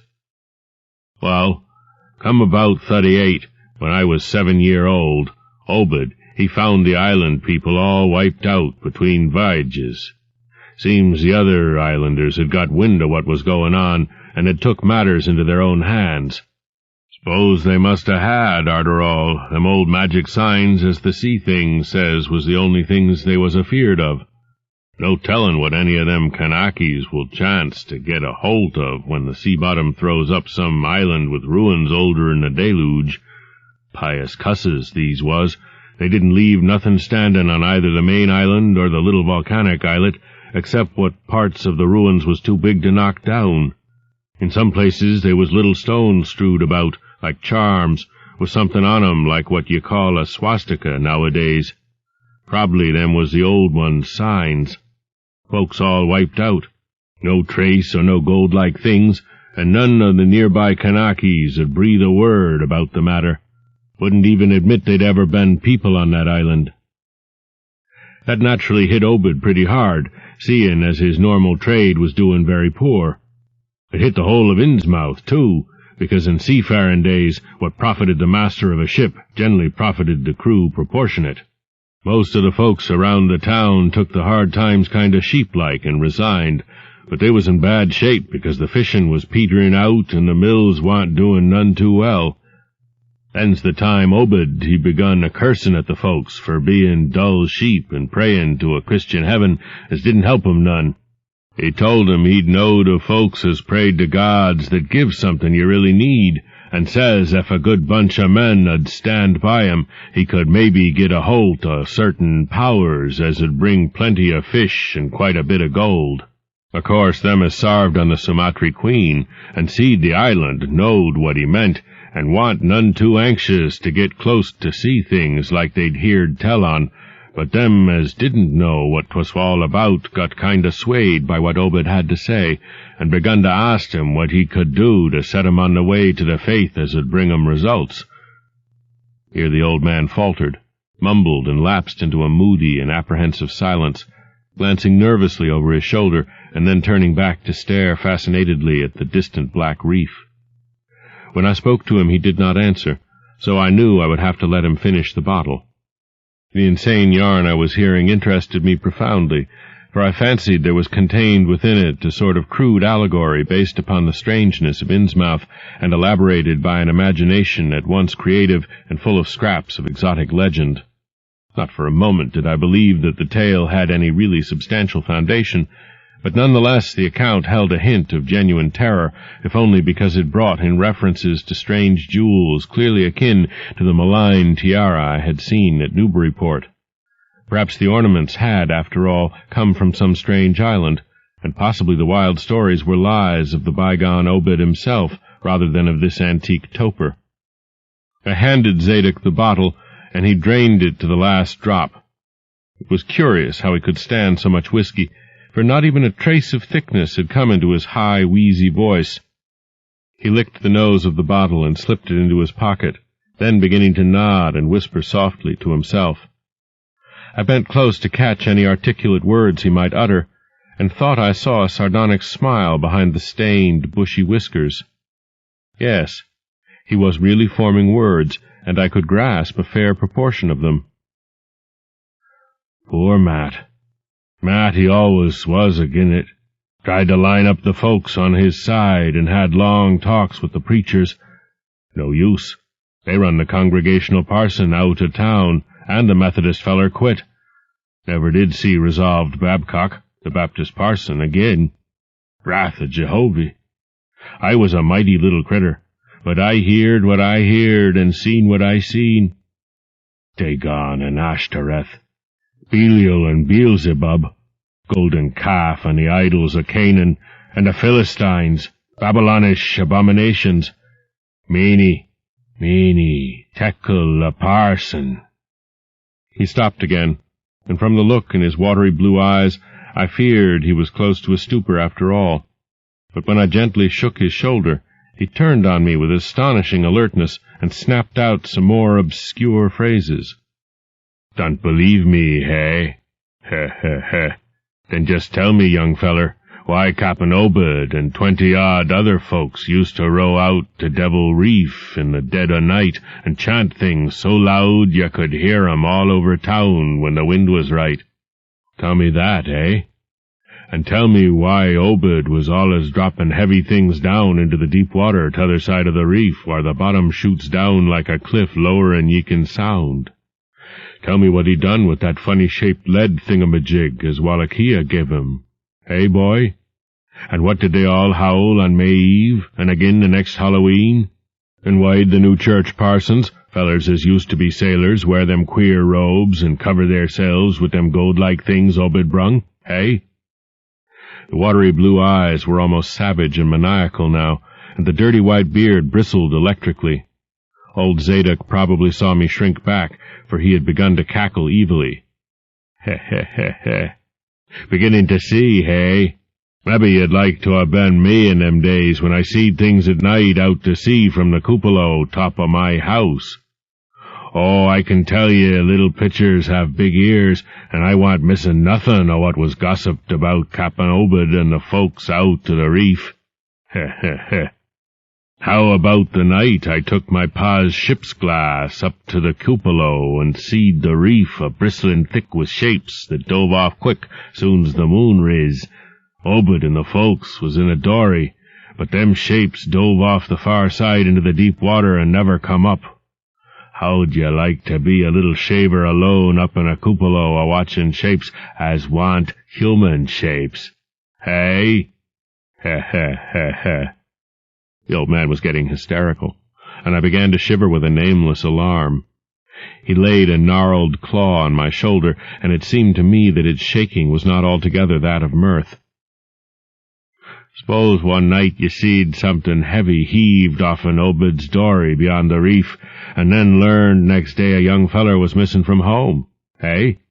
Did anybody ever see hide or hair of Hiram Gilman again? Did they? And Nick Pierce, and Llewellyn Waite, and Adoniram Southwick, and Henry Garrison, hey? Heh, heh, heh, heh. Shapes talkin' sign language with their hands, them as had real hands. Well, sir, that was the time Obed begun to git on his feet again. Folks see his 3 darters a-wearin' gold-like things as nobody had never seen on 'em afore, and smoke started comin' out o' the refinery chimbley. Other folks were prosperin' too. Fish begun to swarm into the harbor fit to kill, and heaven knows what sized cargoes we begun to ship out to Newburyport, Arkham, and Boston. 'Twas then Obed got the old branch railroad put through. Some Kingsport fishermen heerd about the ketch and come up in sloops, but they was all lost. Nobody never see 'em again. And just then our folks organized the Esoteric Order of Dagon and bought Masonic Hall offen Calvary Commandery for it. Heh, heh, heh. Matt Elliott was a Mason and agin the selling, but he dropped out o' sight just then. Remember, I ain't sayin' Obed was set on havin' things just like they was on that Kanaki Isle. I don't think he aimed at fust to do no mixin', nor raise no young'uns to take to the water and turn into fishes with eternal life. He wanted them gold things, and was willin' to pay heavy, and I guess the others was satisfied for a while. Come in 46, the town done some lookin' and thinkin' for itself. Too many folks missin'. Too much wild preachin' at meetin' of a Sunday, too much talk about that reef. I guess I done a bit by tellin' Selectman Mowry what I see from the cupola. There was a party one night as follered Obed's crowd out to the reef, and I heerd shots betwixt the dories. Next day Obed and 32 others was in jail, with everybody a-wonderin' just what was afoot, and just what charge agin 'em could be got to holt. God, if anybody'd looked ahead, a couple of weeks later when nothin' had been throwed into the sea for that long. Zadok was showing signs of fright and exhaustion, and I let him keep silence for a while, though glancing apprehensively at my watch. The tide had turned and was coming in now, and the sound of the waves seemed to arouse him. I was glad of that tide, for at high water the fishy smell might not be so bad. Again I strained to catch his whispers. That awful night, I seed 'em. I was up in the cupola. Hordes of 'em. Swarms of 'em. All over the reef and swimmin' up the harbor into the Monuxet. God, what happened in the streets of Innsmouth that night. They rattled our door, but Pa wouldn't open. Then he clum out the kitchen winder with his musket to find Selectman Mowry and see what he could do. Mounds of the dead and the dying, shots and screams, shouting in Old Square and Town Square and New Church Green. Jail throwed open. Proclamation. Treason. Called it the plague when folks come in and found half our people missing. Nobody left but them as had jine in with Obed and them things or else keep quiet. Never heard of my pa no more. The old man was panting and perspiring profusely. His grip on my shoulder tightened. Everything cleaned up in the morning, but they was traces. Obed, he kinder takes charge and says things is going to be changed. Others'll worship with us at meetin' time, and sartin houses has got to entertain guests. They wanted to mix like they done with the Kanaki's, and he, for one, didn't feel bound to stop 'em. Far gone was Obed, just like a crazy man on the subject. He says they brung us fish and treasure, and should have what they hankered arter. Nothin' was to be different on the outside, only we was to keep shy o' strangers if we knowed what was good for us. We all had to take the oath of Dagon, and later on they was second and third oaths that some on us took. Them as 'ud help special, 'ud get special rewards, gold and sech. No use balkin', for they was millions of 'em down there.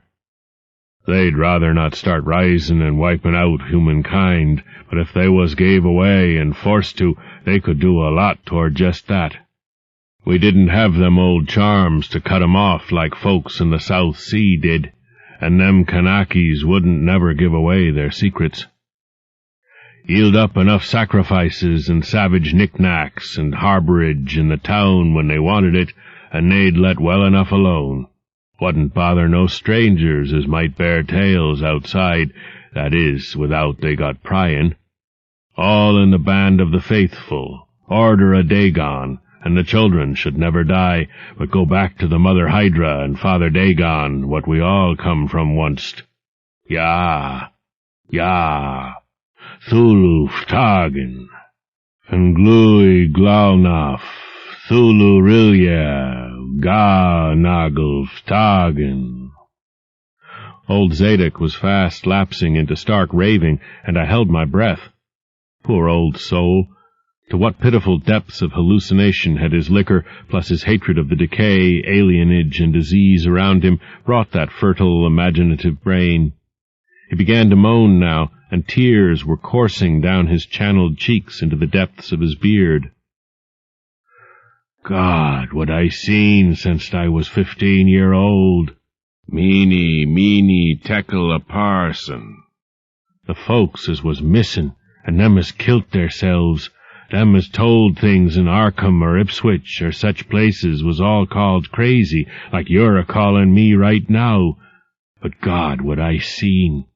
They'd a kilt me long ago for what I know, only I took the fust and second oaths of Dagon off an Obed, so was protected unless in a jury of 'em proved I told things knowin' and deliberate. But I wouldn't take the third oath. I'd a died rather than take that. It got wuss around Civil War time, when children born since 46 begun to grow up. Some of 'em, that is. I was afeard. Never did no pryin' arter that awful night, and never see one of them close to in all my life. That is, never no full-blooded one. I went to the war, and if I'd had any guts or sense, I'd never come back, but settled away from here. But folks wrote me things warn't so bad. That, I suppose, was because government draftmen was in town arter 63. Arter the war it was just as bad again. People begun to fall off. Mills and shops shut down, shipping stopped, and the harbor choked up, railroad give up.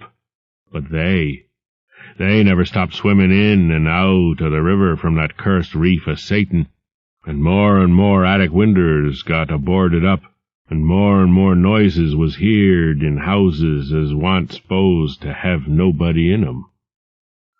Folks outside have their stories about us. S'pose you heerd a plenty on 'em, seein' what questions ye asked, Stories about things they've seed now and then, and about that queer jewelry as still comes in from somewheres and ain't quite all melted up, but nothing never gets definite. Nobody'll believe nothing. They call them gold-like things pirate loot, and allow the Innsmouth folks has furrin blood or is distempered or something. Besides, them that lives here shoo off as many strangers as they kin, and encourage the rest not to get very cur'ous, especially round night time. Beasts balk at the critters. Hosses wuss'n mules, but when they got autos, that was all right. In 46, Captain Obed took a second wife that nobody in the town never see. Some says he didn't want to, but was made to by them as he'd called in. Had 3 children by her. 2 has disappeared young, but one gal has looked like anybody else and was educated in Europe. Obed finally got her married off by a trick to an Arkham feller as didn't suspect nothing. But nobody outside'll have nothing to do with Innsmouth folks now. Barnabas Marsh, that runs the refinery now, is Obed's grandson by his first wife, son of Onesiphorus, his eldest son, but his mother was another of them as wa'n't never seed outdoors. Right now Barnabas is about changed. Can't shut his eyes no more, and is all out o' shape. They say he still wears clothes, but he'll take to the water soon. Mebbe he's tried it already. They do sometimes go down for little spells afore they go for good. Ain't been seed about in public for nigh on 10 year. Don't know how his poor wife can feel. She come from Ipswich, and they nigh lynched Barnabas when he courted her 50-odd year ago. Obed, he died in 78, and all the next generation is gone now. The first wife's children dead, and the rest, God knows. The sound of the incoming tide was now very insistent, and little by little it seemed to change the old man's mood from maudlin tearfulness to watchful fear. He would pause now and then to renew those nervous glances over his shoulder or out toward the reef, and despite the wild absurdity of his tale, I could not help beginning to share his vague apprehensiveness. Zadok now grew shriller, and seemed to be trying to whip up his courage with louder speech. "Hey, you! Why don't you say something? How'd you like to be living in a town like this, with everything a-rotten and a-dying, and boarded-up monsters crawling and bleating and barking and hopping around black cellars and attics every way you turn, hey? How'd you like to hear the howling night arter night from the churches and order of Dagon Hall, and know what's doing part of the howling? How'd you like to hear what comes from that awful reef every May Eve and Hollow Mass, hey? Think the old man's crazy, eh? Well, sir, let me tell you, that ain't the wust." Zadok was really screaming now, and the mad frenzy of his voice disturbed me more than I care to own. "Curse ye, don't set there a-staring at me with them eyes. I tell Obed Marsh he's in hell, and has got to stay there. Ha, ha, in hell, I says. Can't get me. I hain't done nothin', nor told nobody nothin'." "Oh, you, young feller? Well, even if I hain't told nobody nothin' yet, I'm a-goin' to now. You just set still and listen to me, boy. This is what I ain't never told nobody. I says I didn't do no pryin' arter that night, but I found things out just the same. You want to know what the real horror is, hey? Well, it's this. It ain't what them fish devils has done, but what they're a-goin' to do. They're a-bringin' things up out o' where they come from into the town, been doin' it for years and slackening up lately. Them houses north of the river betwixt Water and Main Streets is full of 'em. Them devils and what they brung. And when they git ready, I say, when they git ready. Ever hear tell of a Shoggoth? Hey, you hear me? I tell you, I know what them things be. I seen 'em one night when... Yeah! The hideous suddenness and inhuman frightfulness of the old man's shriek almost made me faint. His eyes, looking past me toward the malodorous sea, were positively starting from his head, while his face was a mask of fear worthy of Greek tragedy. His bony claw dug monstrously into my shoulder, and he made no motion as I turned my head to look at whatever he had glimpsed. There was nothing that I could see, only the incoming tide, with perhaps one set of ripples more local than the long-flung line of breakers. But now Zadok was shaking me, and I turned back to watch the melting of that fear-frozen face into a chaos of twitching eyelids and mumbling gums. Presently his voice came back, albeit as a trembling whisper. "Get out o' here! Get out o' here! They seen us! Get out for your life! Don't wait for nothing! They know now! Run for it! Quick! Out o' this town!" Another heavy wave dashed against the loosening masonry of the bygone wharf and changed the mad ancient's whisper to another inhuman and blood-curdling scream. "Yah! Yah!" Before I could recover my scattered wits, he had relaxed his clutch on my shoulder and dashed wildly inland toward the street, reeling northward around the ruined warehouse wall. I glanced back at the sea, but there was nothing there. And when I reached Water Street and looked along it toward the north, there was no remaining trace of Zadok Allen. 4. I can hardly describe the mood in which I was left by this harrowing episode, an episode at once mad and pitiful, grotesque and terrifying. The grocery boy had prepared me for it, yet the reality left me none the less bewildered and disturbed. Puerile though the story was, old Zadok's insane earnestness and horror had communicated to me a mounting unrest which joined with my earlier sense of loathing for the town and its blight of intangible shadow. Later I might sift the tale and extract some nucleus of historic allegory. Just now I wished to put it out of my head. The hour had grown perilously late. My watch said 7:15, and the Arkham bus left Town Square at 8, so I tried to give my thoughts as neutral and practical a cast as possible, meanwhile walking rapidly through the deserted streets of gaping roofs and leaning houses toward the hotel where I had checked my valise and would find my bus. Though the golden light of late afternoon gave the ancient roofs and decrepit chimneys an air of mystic loveliness and peace, I could not help glancing over my shoulder now and then. I would surely be very glad to get out of malodorous and fear-shadowed Innsmouth, and wished there were some other vehicle than the bus driven by that sinister-looking fellow sergeant. Yet I did not hurry too precipitately, for there were architectural details worth viewing at every silent corner, and I could easily, I calculated, cover the necessary distance in a half-hour. Studying the grocery youth's map and seeking a route I had not traversed before, I chose Marsh Street instead of State for my approach to Town Square. Near the corner of Fall Street, I began to see scattered groups of furtive whisperers, and when I finally reached the square, I saw that almost all the loiterers were congregated around the door of the Gilman house. It seemed as if many bulging, watery, unwinking eyes looked oddly at me as I claimed my valise in the lobby, and I hoped that none of these unpleasant creatures would be my fellow passengers on the coach. The bus, rather early, rattled in with 3 passengers somewhat before 8, and an evil-looking fellow on the sidewalk muttered a few indistinguishable words to the driver.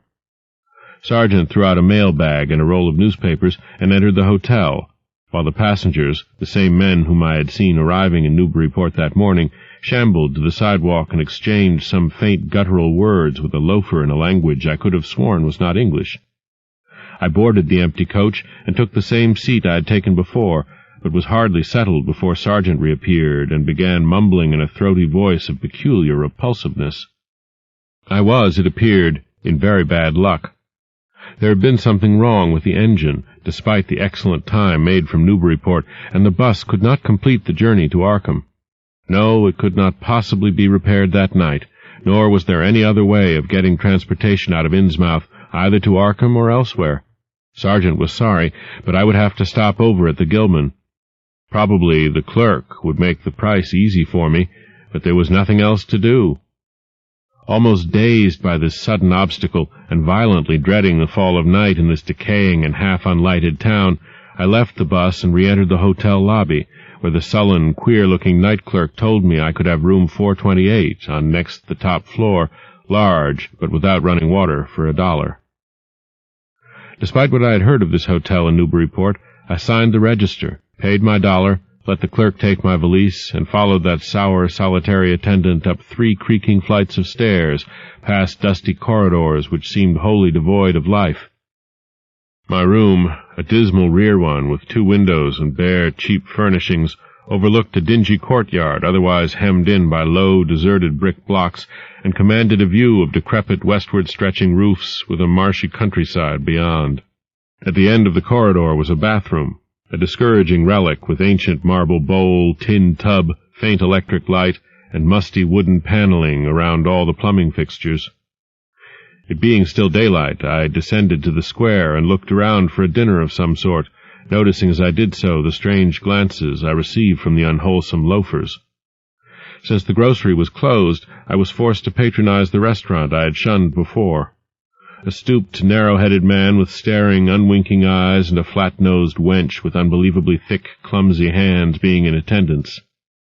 The service was of the counter type, and it relieved me to find that much was evidently served from cans and packages. A bowl of vegetable soup with crackers was enough for me, and I soon headed back for my cheerless room at the Gilman, getting an evening paper and a fly-specked magazine from the evil-visaged clerk at the rickety stand beside his desk. As twilight deepened, I turned on the one feeble electric bulb over the cheap, iron-framed bed and tried as best I could to continue the reading I had begun. I felt it advisable to keep my mind wholesomely occupied, for it would not do to brood over the abnormalities of this ancient, blight-shadowed town while I was still within its borders. The insane yarn I had heard from the aged drunkard did not promise very pleasant dreams, and I felt I must keep the image of his wild, watery eyes as far as possible from my imagination. Also, I must not dwell on what that factory inspector had told the Newburyport ticket agent about the Gilman house and the voices of its nocturnal tenants. Not on that, nor on the face beneath the tiara in the black church doorway, the face for whose horror my conscious mind could not account. It would perhaps have been easier to keep my thoughts from disturbing topics had the room not been so gruesomely musty. As it was, the lethal mustiness blended hideously with the town's general fishy odor and persistently focused one's fancy on death and decay. Another thing that disturbed me was the absence of a bolt on the door of my room. One had been there, as marks clearly showed, but there were signs of recent removal. No doubt it had become out of order, like so many other things in this decrepit edifice.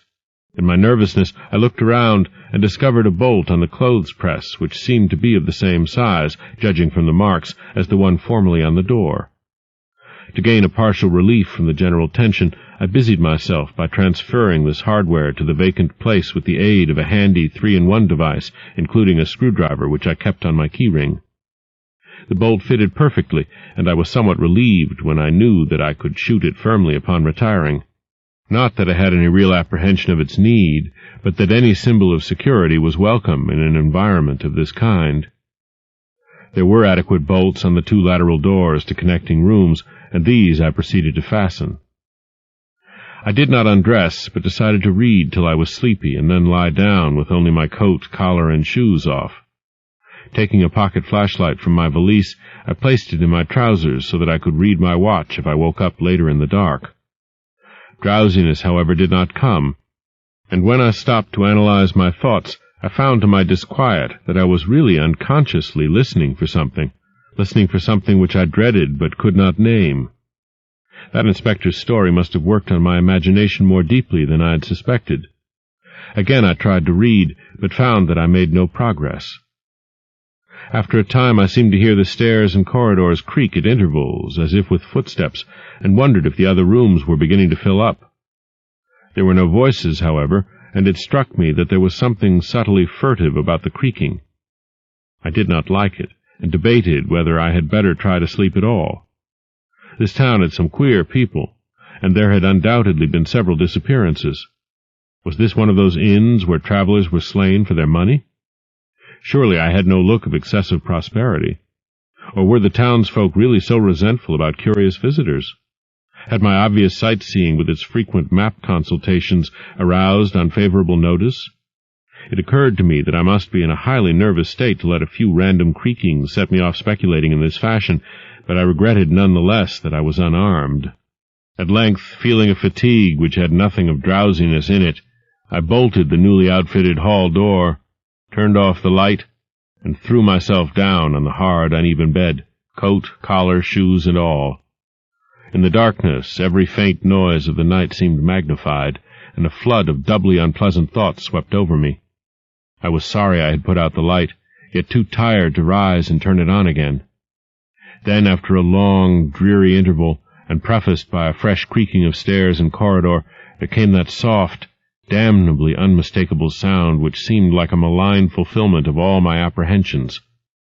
Without the least shadow of a doubt, the lock on my hall door was being tried, cautiously, furtively, tentatively, with a key. My sensations upon recognizing this sign of actual peril were perhaps less rather than more tumultuous because of my previous vague fears. I had been, albeit without definite reason, instinctively on my guard, and that was to my advantage in the new and real crisis, whatever it might turn out to be. Nevertheless, the change in the menace from vague premonition to immediate reality was a profound shock, and fell upon me with the force of a genuine blow. It never once occurred to me that the fumbling might be a mere mistake. Malign purpose was all I could think of, and I kept deathly quiet, awaiting the would-be intruder's next move.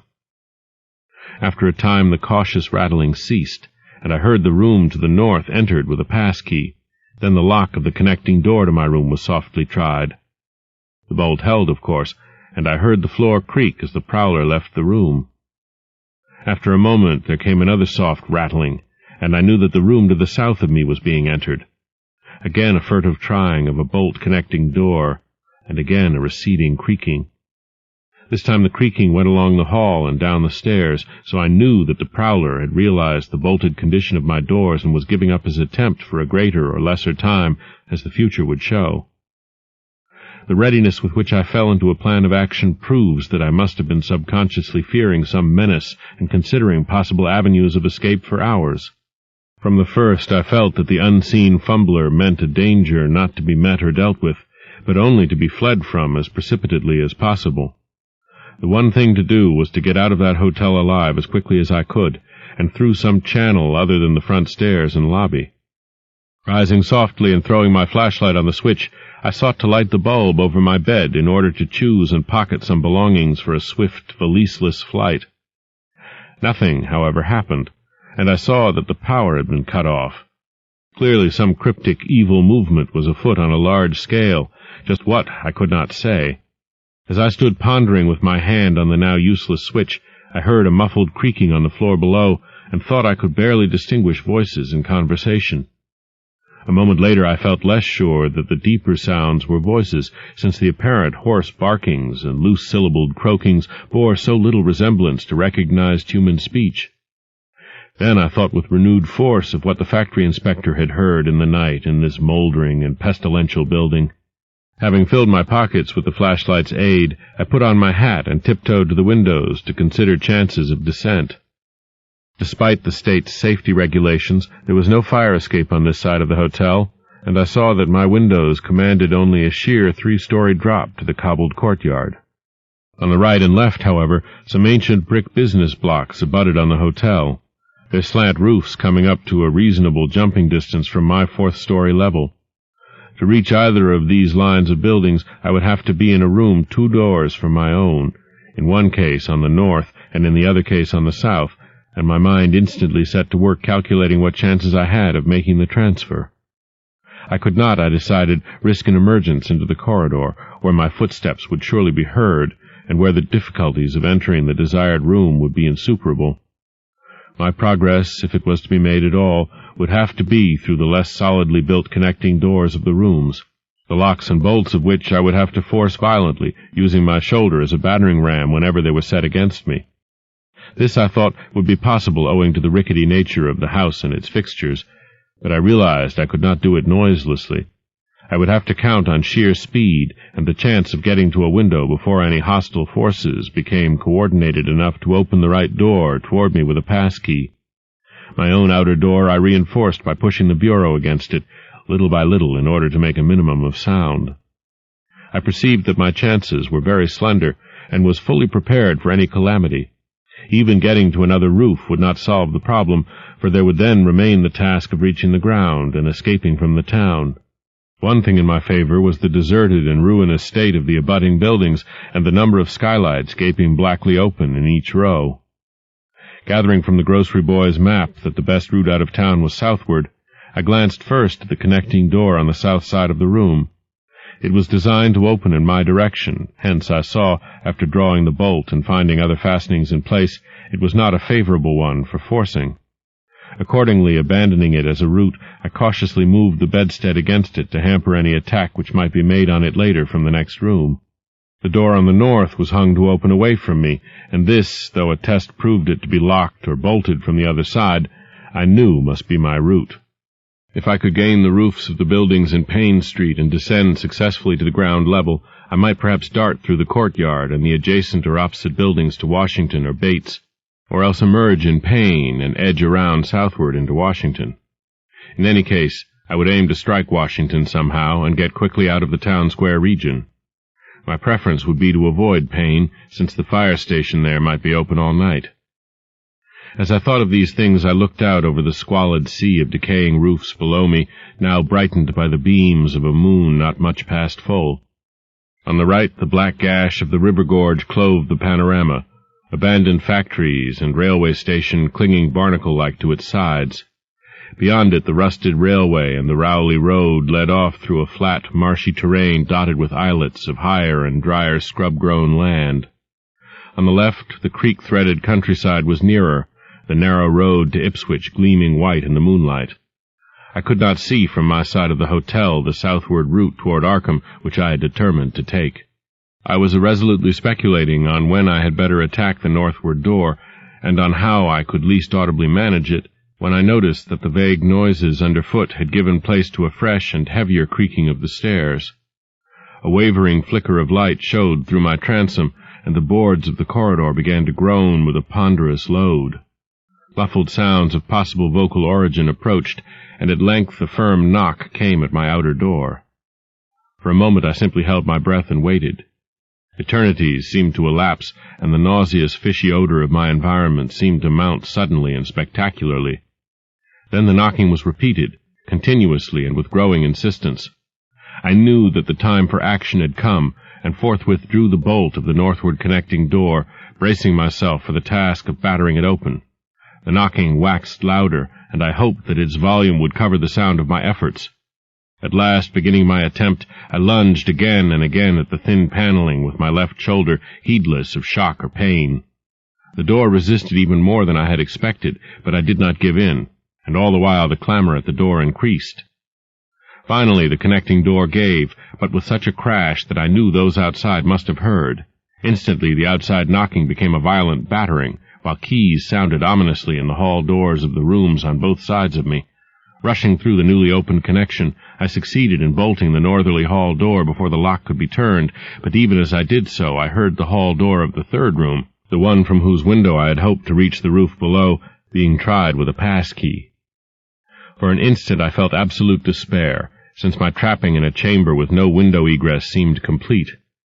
A wave of almost abnormal horror swept over me, and invested with a terrible but unexplainable singularity the flashlight glimpsed dust prints made by the intruder who had lately tried my door from this room.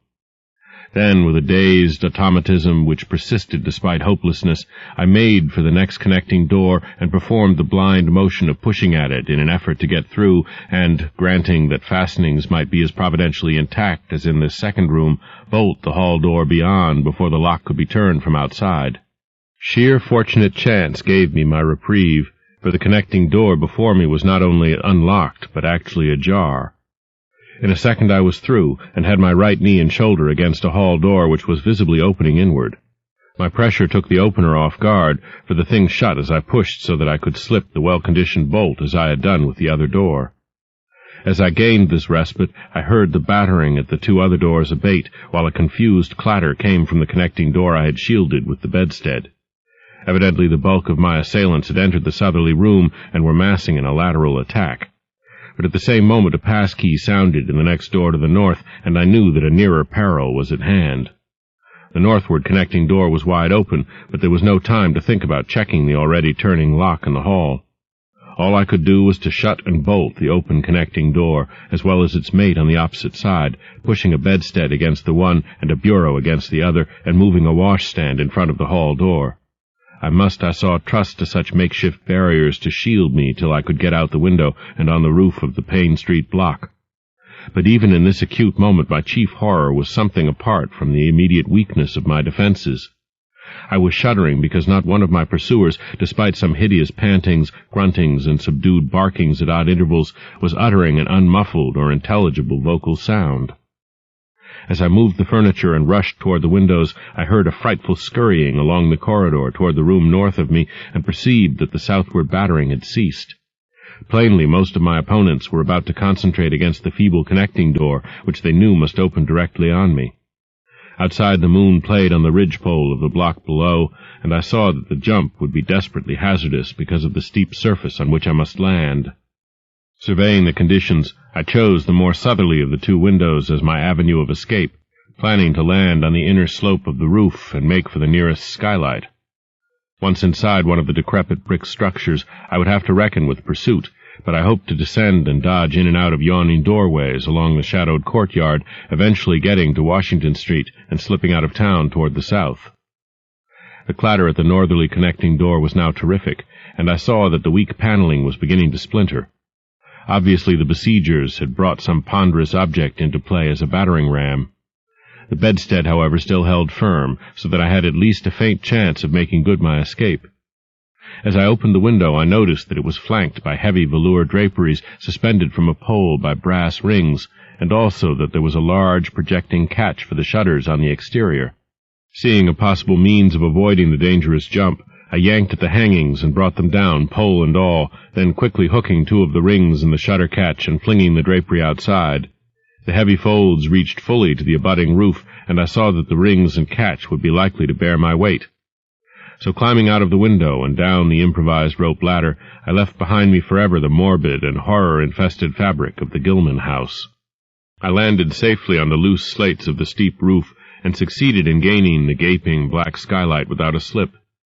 Glancing up at the window I had left, I observed it was still dark, though far across the crumbling chimneys to the north I could see lights ominously blazing in the Order of Dagon Hall, the Baptist church and the Congregational church, which I recalled so shiveringly. There had seemed to be no one in the courtyard below, and I hoped there would be a chance to get away before the spreading of a general alarm. Flashing my pocket lamp into the skylight, I saw that there were no steps down. The distance was slight, however, so I clambered over the brink and dropped, striking a dusty floor littered with crumbling boxes and barrels.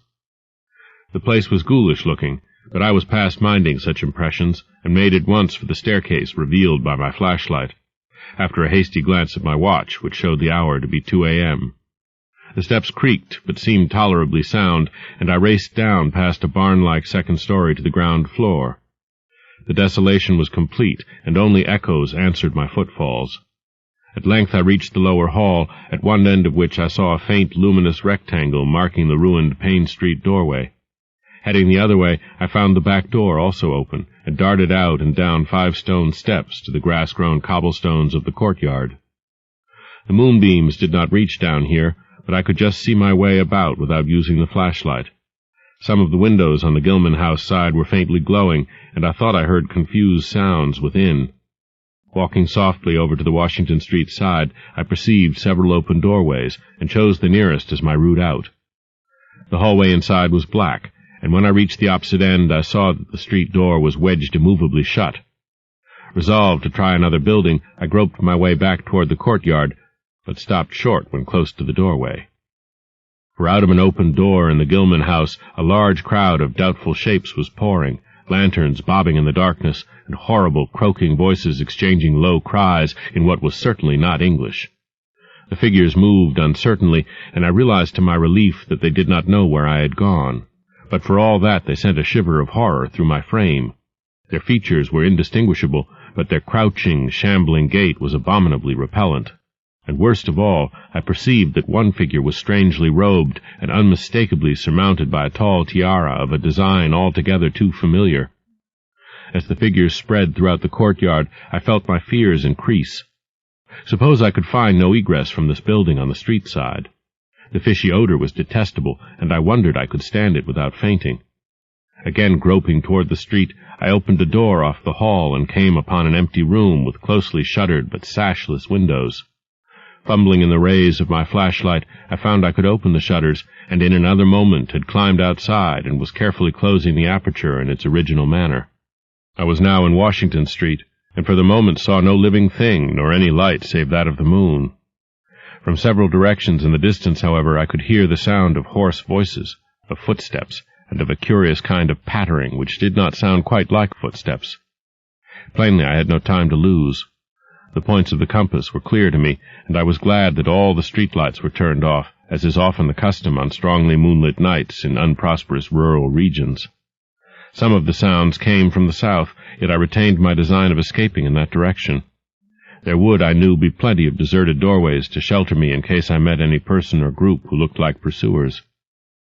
I walked rapidly, softly, and close to the ruined houses. While hatless and disheveled after my arduous climb, I did not look especially noticeable, and stood a good chance of passing unheeded if forced to encounter any casual wayfarer. At Bates Street I drew into a yawning vestibule while two shambling figures crossed in front of me, but was soon on my way again and approaching the open space where Elliott Street obliquely crosses Washington at the intersection of South. Though I had never seen this space, it had looked dangerous to me on the grocery youth's map, since the moonlight would have free play there. There was no use trying to evade it, for any alternate course would involve detours of possibly disastrous visibility and delaying effect. The only thing to do was to cross it boldly and openly, imitating the typical shamble of the Innsmouth folk as best I could, and trusting that no one, or at least no pursuer of mine, would be there. Just how fully the pursuit was organized, and indeed just what its purpose might be, I could form no idea. There seemed to be unusual activity in the town, but I judged that the news of my escape from the Gilman had not yet spread. I would, of course, soon have to shift from Washington to some other southward street, for that party from the hotel would doubtless be after me. I must have left dust prints in that last old building, revealing how I had gained the street.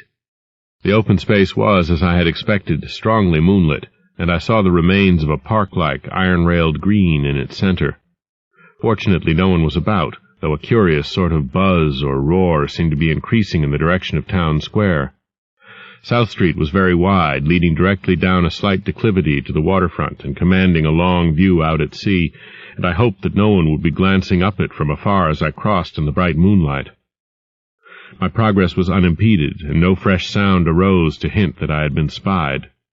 Glancing about me, I involuntarily let my pace slacken for a second to take in the sight of the sea, gorgeous in the burning moonlight at the street's end.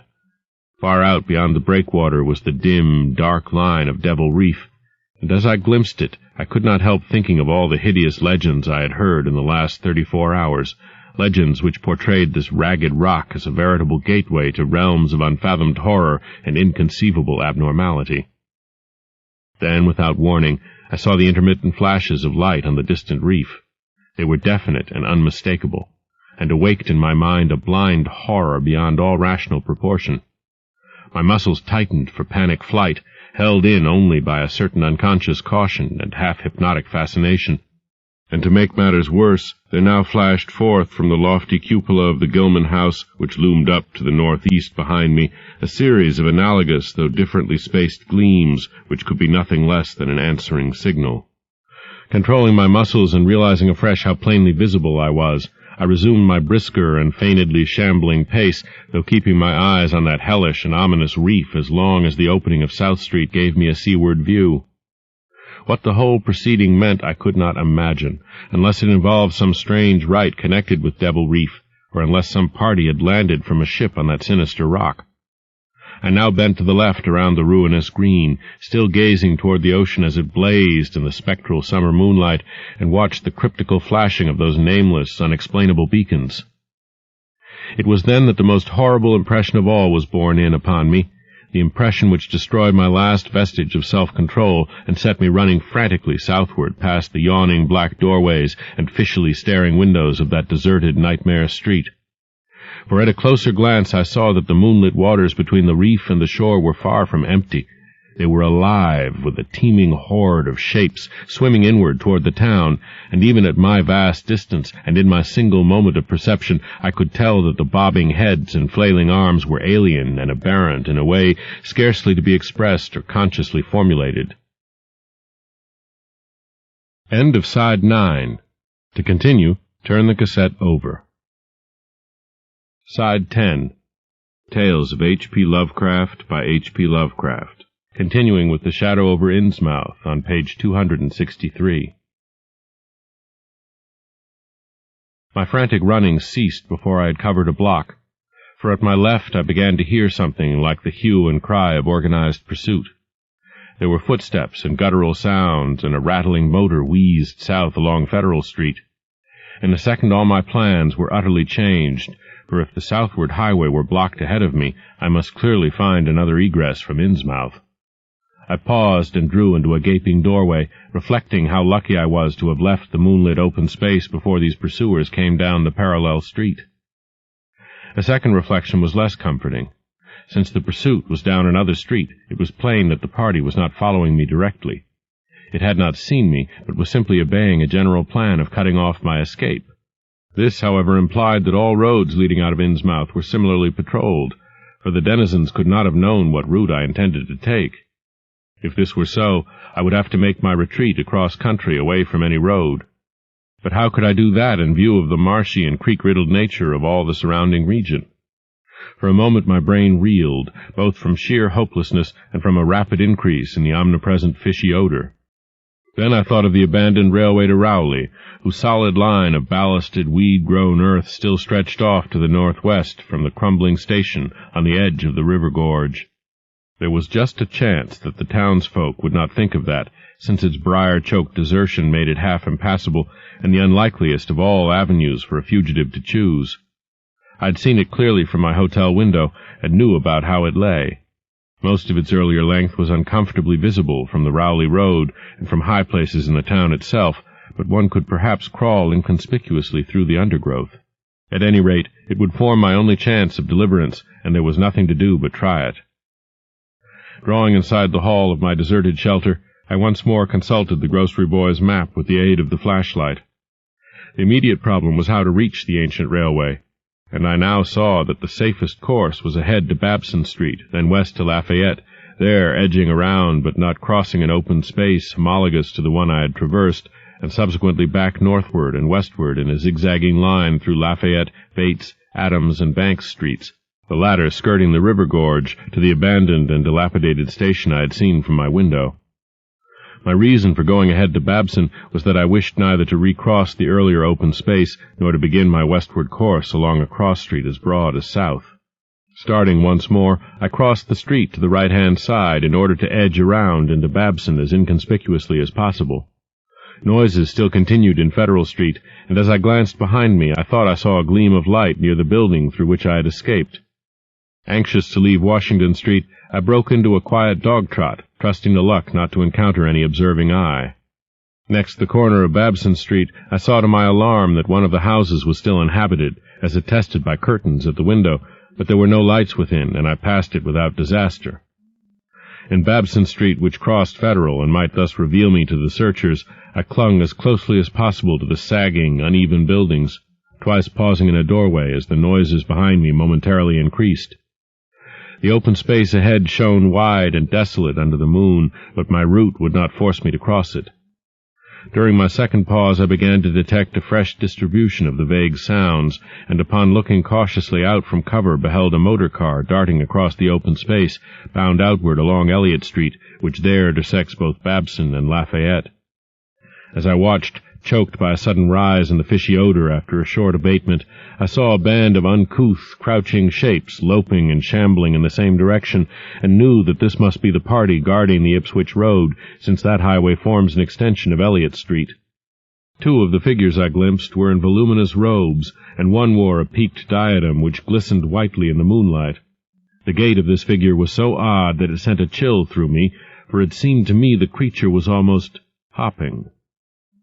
When the last of the band was out of sight, I resumed my progress, darting around the corner into Lafayette Street and crossing Elliott very hurriedly, lest stragglers of the party be still advancing along that thoroughfare. I did hear some croaking and clattering sounds far off toward Town Square, but accomplished the passage without disaster. My greatest dread was in recrossing broad and moonlit South Street, with its seaward view, and I had to nerve myself for the ordeal. Someone might easily be looking, and possible Elliott Street stragglers could not fail to glimpse me from either of 2 points. At the last moment I decided I had better slacken my trot and make the crossing as before on the shambling gait of an average Innsmouth native. When the view of the water again opened out, this time on my right, I was half determined not to look at it at all. I could not, however, resist, but cast a sidelong glance as I carefully and imitatively shambled toward the protecting shadows ahead.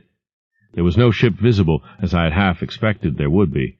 Instead, the first thing which caught my eye was a small rowboat pulling in toward the abandoned wharves and laden with some bulky, tarpaulin-covered object. Its rowers, though distantly and indistinctly seen, were of an especially repellent aspect. Several swimmers were still discernible, while on the far black reef I could see a faint, steady glow, unlike the winking beacon visible before, and of a curious color which I could not precisely identify. Above the slant roofs ahead and to the right there loomed the tall cupola of the Gilman house, but it was completely dark. The fishy odor, dispelled for a moment by some merciful breeze, now closed in again with maddening intensity. I had not quite crossed the street when I heard a muttering band advancing along Washington from the north.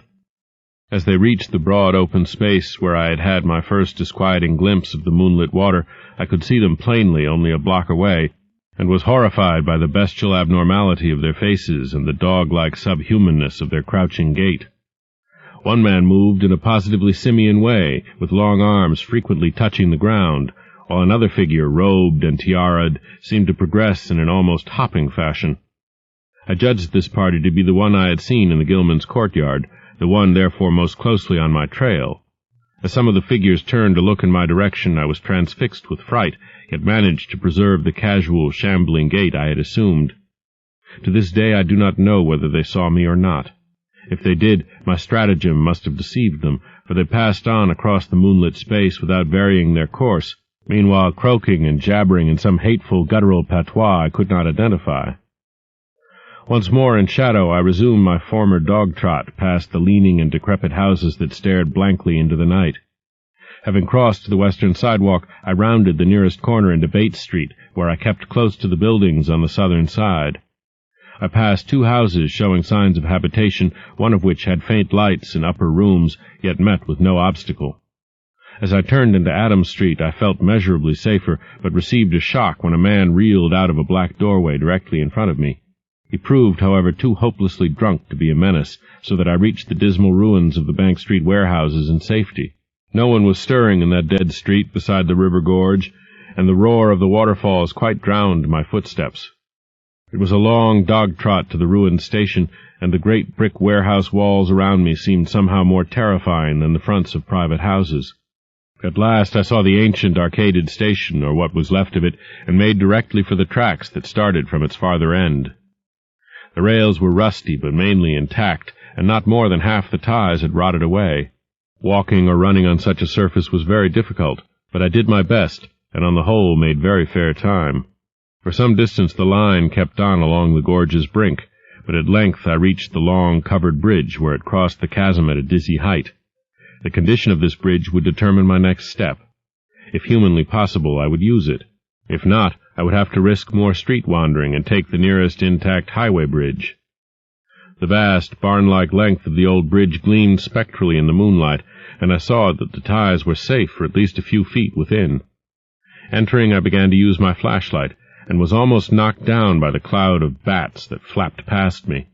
About halfway across there was a perilous gap in the ties which I feared for a moment would halt me, but in the end I risked a desperate jump, which fortunately succeeded.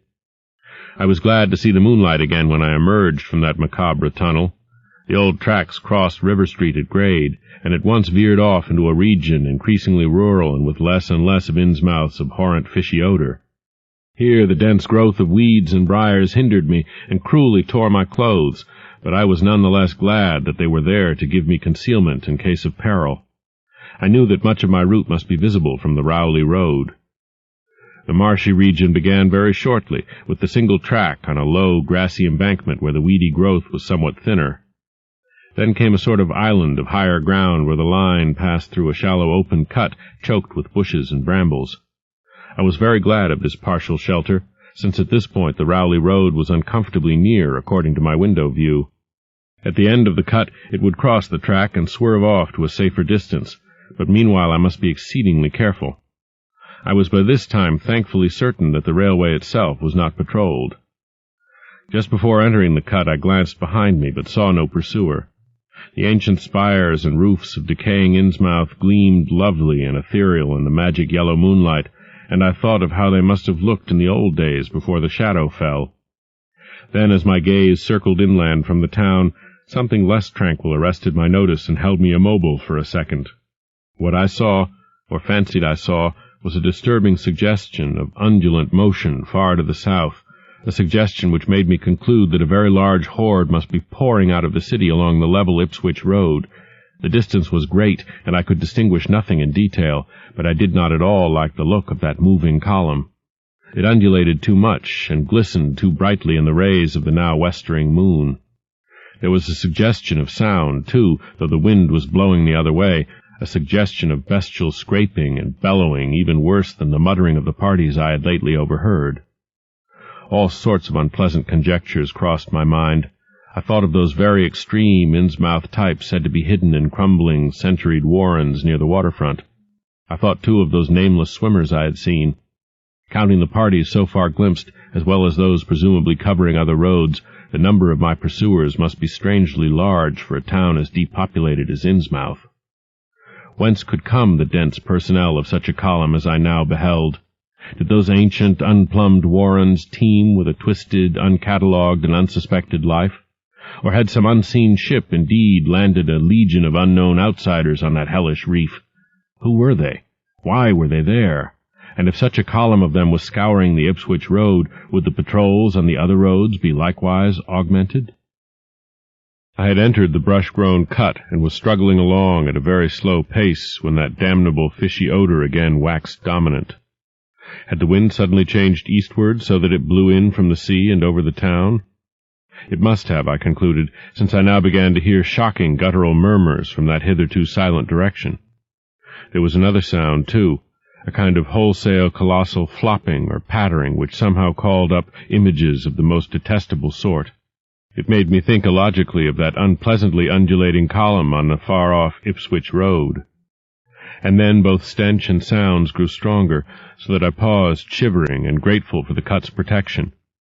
It was here, I recalled, that the Rowley Road drew so close to the old railway before crossing westward and diverging. Something was coming along that road, and I must lie low till its passage and vanishment in the distance. Thank heaven these creatures employed no dogs for tracking, though perhaps that would have been impossible amidst the omnipresent regional odor. Crouched in the bushes of that sandy cleft, I felt reasonably safe, even though I knew the searchers would have to cross the track in front of me not much more than 100 yards away. I would be able to see them, but they could not, except by a malign miracle, see me. All at once I began dreading to look at them as they passed. I saw the close, moonlit space where they would surge by, and had curious thoughts about the irredeemable pollution of that space. They would perhaps be the worst of all Innsmouth types, something one would not care to remember. The stench waxed overpowering, and the noises swelled to a bestial babble of croaking, baying, and barking without the least suggestion of human speech. Were these indeed the voices of my pursuers? Did they have dogs after all? So far I had seen none of the lower animals in Innsmouth. That flopping or pattering was monstrous. I could not look upon the degenerate creatures responsible for it. I would keep my eyes shut till the sounds receded toward the west. The horde was very close now, the air foul with their hoarse snarlings, and the ground almost shaking with their alien-rhythmed footfalls. My breath nearly ceased to come, and I put every ounce of willpower into the task of holding my eyelids down. I am not even yet willing to say whether what followed was a hideous actuality or only a nightmare hallucination. The later action of the government after my frantic appeals would tend to confirm it as a monstrous truth. But could not an hallucination have been repeated under the quasi-hypnotic spell of that ancient, haunted, and shadowed town? Such places have strange properties, and the legacy of insane legend might well have acted on more than one human imagination amidst those dead, stench-cursed streets and huddles of rotting roofs and crumbling steeples.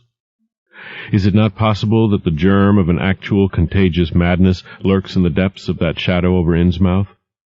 Who can be sure of reality after hearing things like the tale of old Zadok Allen? The government men never found poor Zadok, and have no conjectures to make as to what became of him. Where does madness leave off and reality begin? Is it possible that even my latest fear is sheer delusion? But I must try to tell what I thought I saw that night under the mocking yellow moon, saw surging and hopping down the Rowley Road in plain sight in front of me as I crouched among the wild brambles of that desolate railway cut. Of course my resolution to keep my eyes shut had failed. It was foredoomed to failure, for who could crouch blindly while a legion of croaking, baying entities of unknown source flopped noisomely past, scarcely more than 100 yards away? I thought I was prepared for the worst, and I really ought to have been prepared considering what I had seen before. My other pursuers had been accursedly abnormal, so should I not have been ready to face a strengthening of that abnormal element, to look upon forms in which there was no mixture of the normal at all? I did not open my eyes until the raucous clamor came loudly from a point obviously straight ahead. Then I knew that a long section of them must be plainly in sight where the sides of the cut flattened out and the road crossed the track, and I could no longer keep myself from sampling whatever horror that leering yellow moon might have to show. It was the end, for whatever remains to me of life on the surface of this earth, of every vestige of mental peace and confidence in the integrity of nature and of the human mind. Nothing that I could have imagined, nothing even that I could have gathered, had I credited old Zadok's crazy tale in the most literal way, would be in any way comparable to the demoniac, blasphemous reality that I saw, or believe I saw. I have tried to hint what it was in order to postpone the horror of writing it down baldly. Can it be possible that this planet has actually spawned such things? That human eyes have truly seen as objective flesh what man has hitherto known only in febrile fantasy and tenuous legend? And yet I saw them in a limitless stream, flopping, hopping, croaking, bleating, surging inhumanely through the spectral moonlight in a grotesque, malignant saraband of fantastic nightmare. And some of them had tall tiaras of that nameless whitish-gold metal, and some were strangely robed, and one who led the way was clad in a ghoulishly humped black coat and striped trousers, and had a man's felt hat perched on the shapeless thing that answered for a head. I think their predominant color was a grayish-green, though they had white bellies. They were mostly shiny and slippery, but the ridges of their backs were scaly. Their forms vaguely suggested the anthropoid, while their heads were the heads of fish with prodigious bulging eyes that never closed. At the sides of their necks were palpitating gills, and their long paws were webbed. They hopped irregularly, sometimes on 2 legs and sometimes on 4. I was somehow glad that they had no more than 4 limbs. Their croaking, baying voices, clearly used for articulate speech, held all the dark shades of expression which their staring faces lacked. But for all of their monstrousness, they were not unfamiliar to me. I knew too well what they must be, for was not the memory of that evil tiara at Newburyport still fresh? They were the blasphemous fish-frogs of the nameless design, living and horrible, and as I saw them I knew also of what that humped tiara'd priest in the black church basement had so fearsomely reminded me. Their number was past guessing. It seemed to me that there were limitless swarms of them, and certainly my momentary glimpse could have shown only the least fraction. In another instant everything was blotted out by a merciful fit of fainting, the first I had ever had.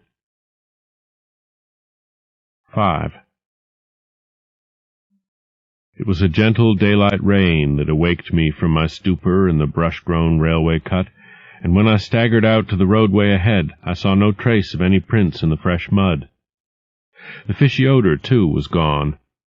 Innsmouth's ruined roofs and toppling steeples loomed up greyly toward the southeast, but not a living creature did I spy in all the desolate salt marshes around. My watch was still going, and told me that the hour was past noon. The reality of what I had been through was highly uncertain in my mind, but I felt that something hideous lay in the background. I must get away from evil-shadowed Innsmouth, and accordingly I began to test my cramped, wearied powers of locomotion. Despite weakness, hunger, horror, and bewilderment, I found myself after a long time able to walk. So started slowly along the muddy road to Rowley. Before evening I was in the village, getting a meal and providing myself with presentable clothes.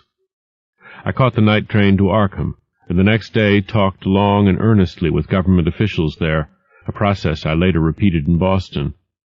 With the main result of these colloquies the public is now familiar, and I wish, for normality's sake, there was nothing more to tell. Perhaps it is madness that is overtaking me, yet perhaps a greater horror, or a greater marvel, is reaching out. As may well be imagined, I gave up most of the foreplanned features of the rest of my tour, the scenic, architectural, and antiquarian diversions on which I had counted so heavily, nor did I dare look for that piece of strange jewelry said to be in the Miskatonic University Museum. I did, however, improve my stay in Arkham by collecting some genealogical notes I had long wished to possess, very rough and hasty data, it is true, but capable of good use later on, when I might have time to collate and codify them. The curator of the Historical Society there, Mr. E. Lapham Peabody, was very courteous about assisting me, and expressed unusual interest when I told him I was a grandson of Eliza Orne of Arkham, who was born in 1867 and had married James Williamson of Ohio at the age of 17. It seemed that a maternal uncle of mine had been there many years before on a quest much like my own, and that my grandmother's family was a topic of some local curiosity. There had, Mr. Peabody said, been considerable discussion about the marriage of her father, Benjamin Orne, just after the Civil War, since the ancestry of the bride was peculiarly puzzling. That bride was understood to have been an orphaned Marsh of New Hampshire, a cousin of the Essex County Marshes, but her education had been in France, and she knew very little of her family. A guardian had deposited funds in a Boston bank to maintain her and her French governess, but that guardian's name was unfamiliar to Arkham people, and in time he dropped out of sight, so that the governess assumed his role by court appointment. The Frenchwoman, now long dead, was very taciturn, and there were those who said she could have told more than she did. But the most baffling thing was the inability of anyone to place the recorded parents of the young woman, Enoch and Lydia Meserve Marsh, among the known families of New Hampshire. Possibly, many suggested, she was the natural daughter of some Marsh of prominence. She certainly had the true Marsh eyes. Most of the puzzling was done after her early death, which took place at the birth of my grandmother, her only child. Having formed some disagreeable impressions connected with the name of Marsh, I did not welcome the news that it belonged on my own ancestral tree, nor was I pleased by Mr. Peabody's suggestion that I had the true Marsh eyes myself. However, I was grateful for data which I knew would prove valuable, and took copious notes and lists of book references regarding the well-documented Orne family. I went directly home to Toledo from Boston, and later spent a month at Maumee recuperating from my ordeal. In September I entered Oberlin for my final year, and from then till the next June was busy with studies and other wholesome activities, reminded of the bygone terror only by occasional official visits from government men in connection with the campaign which my pleas and evidence had started. Around the middle of July, just a year after the Innsmouth experience, I spent a week with my late mother's family in Cleveland, checking some of my new genealogical data with the various notes, traditions, and bits of heirloom material in existence there, and seeing what kind of connected chart I could construct. I did not exactly relish the task, for the atmosphere of the late Williamson home had always depressed me. There was a strain of morbidity there, and my mother had never encouraged my visiting her parents as a child, although she always welcomed her father when he came to Toledo. My Arkham-born grandmother had seemed strange and terrifying to me, and I do not think I grieved when she disappeared. I was 8 years old then, and it was said that she had wandered off in grief after the suicide of my Uncle Douglas, her eldest son. He had shot himself after a trip to New England, the same trip, no doubt, which had caused him to be recalled at the Arkham Historical Society. This uncle had resembled her, and I had never liked him either. Something about the staring, unwinking expression of both of them had given me a vague, unaccountable uneasiness. My mother and Uncle Walter had not looked like that. They were like their father, though poor little cousin Lawrence, Walter's son, had been an almost perfect duplicate of his grandmother before his condition took him to the permanent seclusion of a sanitarium at Canton. I had not seen him in 4 years, but my uncle once implied that his state, both mental and physical, was very bad. This worry had probably been a major cause of his mother's death 2 years before. My grandfather and his widowed son Walter now comprised the Cleveland household, but the memory of older times hung thickly over it. I still disliked the place, and tried to get my researches done as quickly as possible. Williamson records and traditions were supplied in abundance by my grandfather, though for Orne material I had to depend on my Uncle Walter, who put at my disposal the contents of all his files, including notes, letters, cuttings, heirlooms, photographs, and miniatures. It was in going over the letters and pictures on the Orne side that I began to acquire a sort of terror of my own ancestry. As I have said, my grandmother and Uncle Douglas had always disturbed me. Now, years after their passing, I gazed at their pictured faces with a measurably heightened feeling of repulsion and alienation. I could not at first understand the change, but gradually a horrible sort of comparison began to obtrude itself on my unconscious mind, despite the steady refusal of my consciousness to admit even the least suspicion of it. It was clear that the typical expression of these faces now suggested something it had not suggested before, something which would bring stark panic if too openly thought of. But the worst shock came when my uncle showed me the Orne jewelry in a downtown safe-deposit vault. Some of the items were delicate and inspiring enough, but there was one box of strange old pieces descended from my mysterious great-grandmother, which my uncle was almost reluctant to produce. They were, he said, a very grotesque and almost repulsive design, and had never, to his knowledge, been publicly worn, though my grandmother used to enjoy looking at them. Vague legends of bad luck clustered around them, and my great-grandmother's French governess had said they ought not to be worn in New England, though it would be quite safe to wear them in Europe. As my uncle began slowly and grudgingly to unwrap the things, he urged me not to be shocked by the strangeness and frequent hideousness of the designs. Artists and archaeologists who had seen them pronounced the workmanship superlatively and exotically exquisite, though no one seemed able to define their exact material or assign them to any specific art tradition. There were 2 armlets, a tiara, and a kind of pectoral, the latter having in high relief certain figures of almost unbearable extravagance. During this description I had kept a tight rein on my emotions, but my face must have betrayed my mounting fears. My uncle looked concerned, and paused in his unwrapping to study my countenance. I motioned to him to continue, which he did with renewed signs of reluctance. He seemed to expect some demonstration when the first piece, the tiara, became visible, but I doubt if he expected quite what actually happened. I did not expect it either, for I thought I was thoroughly forewarned regarding what the jewelry would turn out to be. What I did was to faint silently away, just as I had done in that briar-choked railway cut a year before. From that day on, my life has been a nightmare of brooding and apprehension, nor do I know how much is hideous truth and how much madness.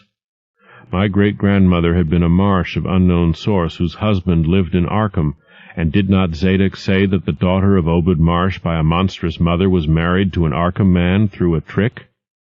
What was it the ancient toper had muttered about the likeness of my eyes to Captain Obed's? In Arkham, too, the curator had told me I had the true Marsh eyes. Was Obed Marsh my own great-great-grandfather? Who, or what, then, was my great-great-grandmother? But perhaps this was all madness. Those whitish gold ornaments might easily have been bought from some Innsmouth sailor by the father of my great-grandmother, whoever he was.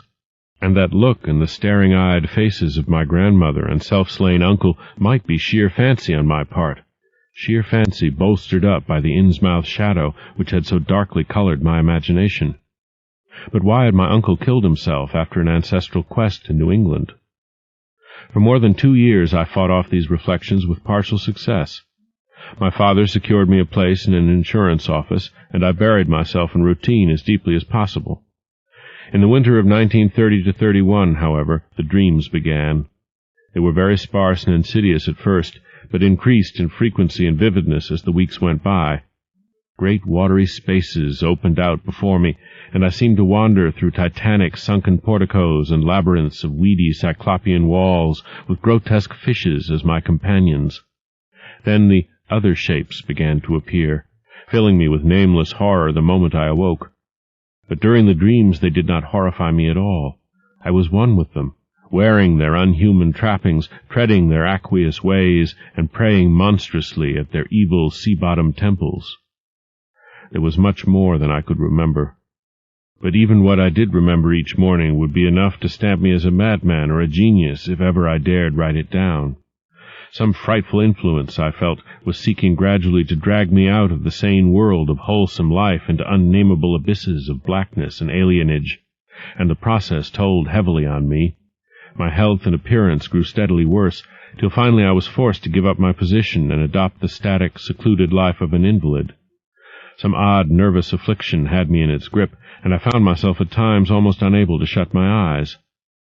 It was then that I began to study the mirror with mounting alarm. The slow ravages of disease are not pleasant to watch, but in my case there was something subtler and more puzzling in the background. My father seemed to notice it too, for he began looking at me curiously and almost affrightedly. What was taking place in me? Could it be that I was coming to resemble my grandmother and Uncle Douglas? One night I had a frightful dream in which I met my grandmother under the sea. She lived in a phosphorescent palace of many terraces with gardens of strange, leprous corals and grotesque brachiate efflorescences, and welcomed me with a warmth that may have been sardonic. She had changed, as those who take to the water change, and told me she had never died. Instead, she had gone to a spot her dead son had learned about, and had leaped to a realm whose wonders, destined for him as well, he had spurned with a smoking pistol. This was to be my realm, too. I could not escape it. I would never die, but would live with those who had lived since before man ever walked the earth. I met also that which had been her grandmother. For 80,000 years the Thalia Yi had lived in Ya-Nethli, and thither she had gone back after Obed Marsh was dead. Ya-Nethli was not destroyed when the upper earthmen shot death into the sea. It was hurt, but not destroyed. The deep ones could never be destroyed, even though the Paleogean magic of the forgotten old ones might sometimes check them. For the present they would rest. But some day, if they remembered, they would rise again for the tribute great Thulu craved. It would be a city greater than Innsmouth next time. They had planned to spread, and had brought up that which would help them. But now they must wait once more. For bringing the upper earthmen's death, I must do a penance, but that would not be heavy. This was the dream in which I saw a Shoggoth for the first time, and the sight set me awake in a frenzy of screaming. That morning the mirror definitely told me I had acquired the Innsmouth look. So far I have not shot myself, as my Uncle Douglas did.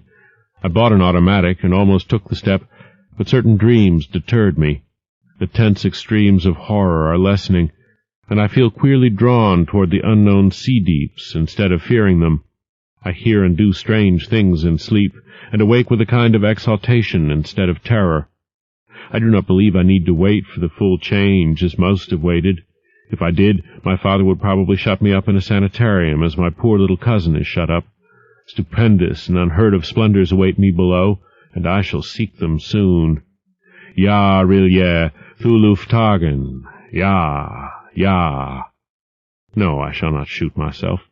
I cannot be made to shoot myself.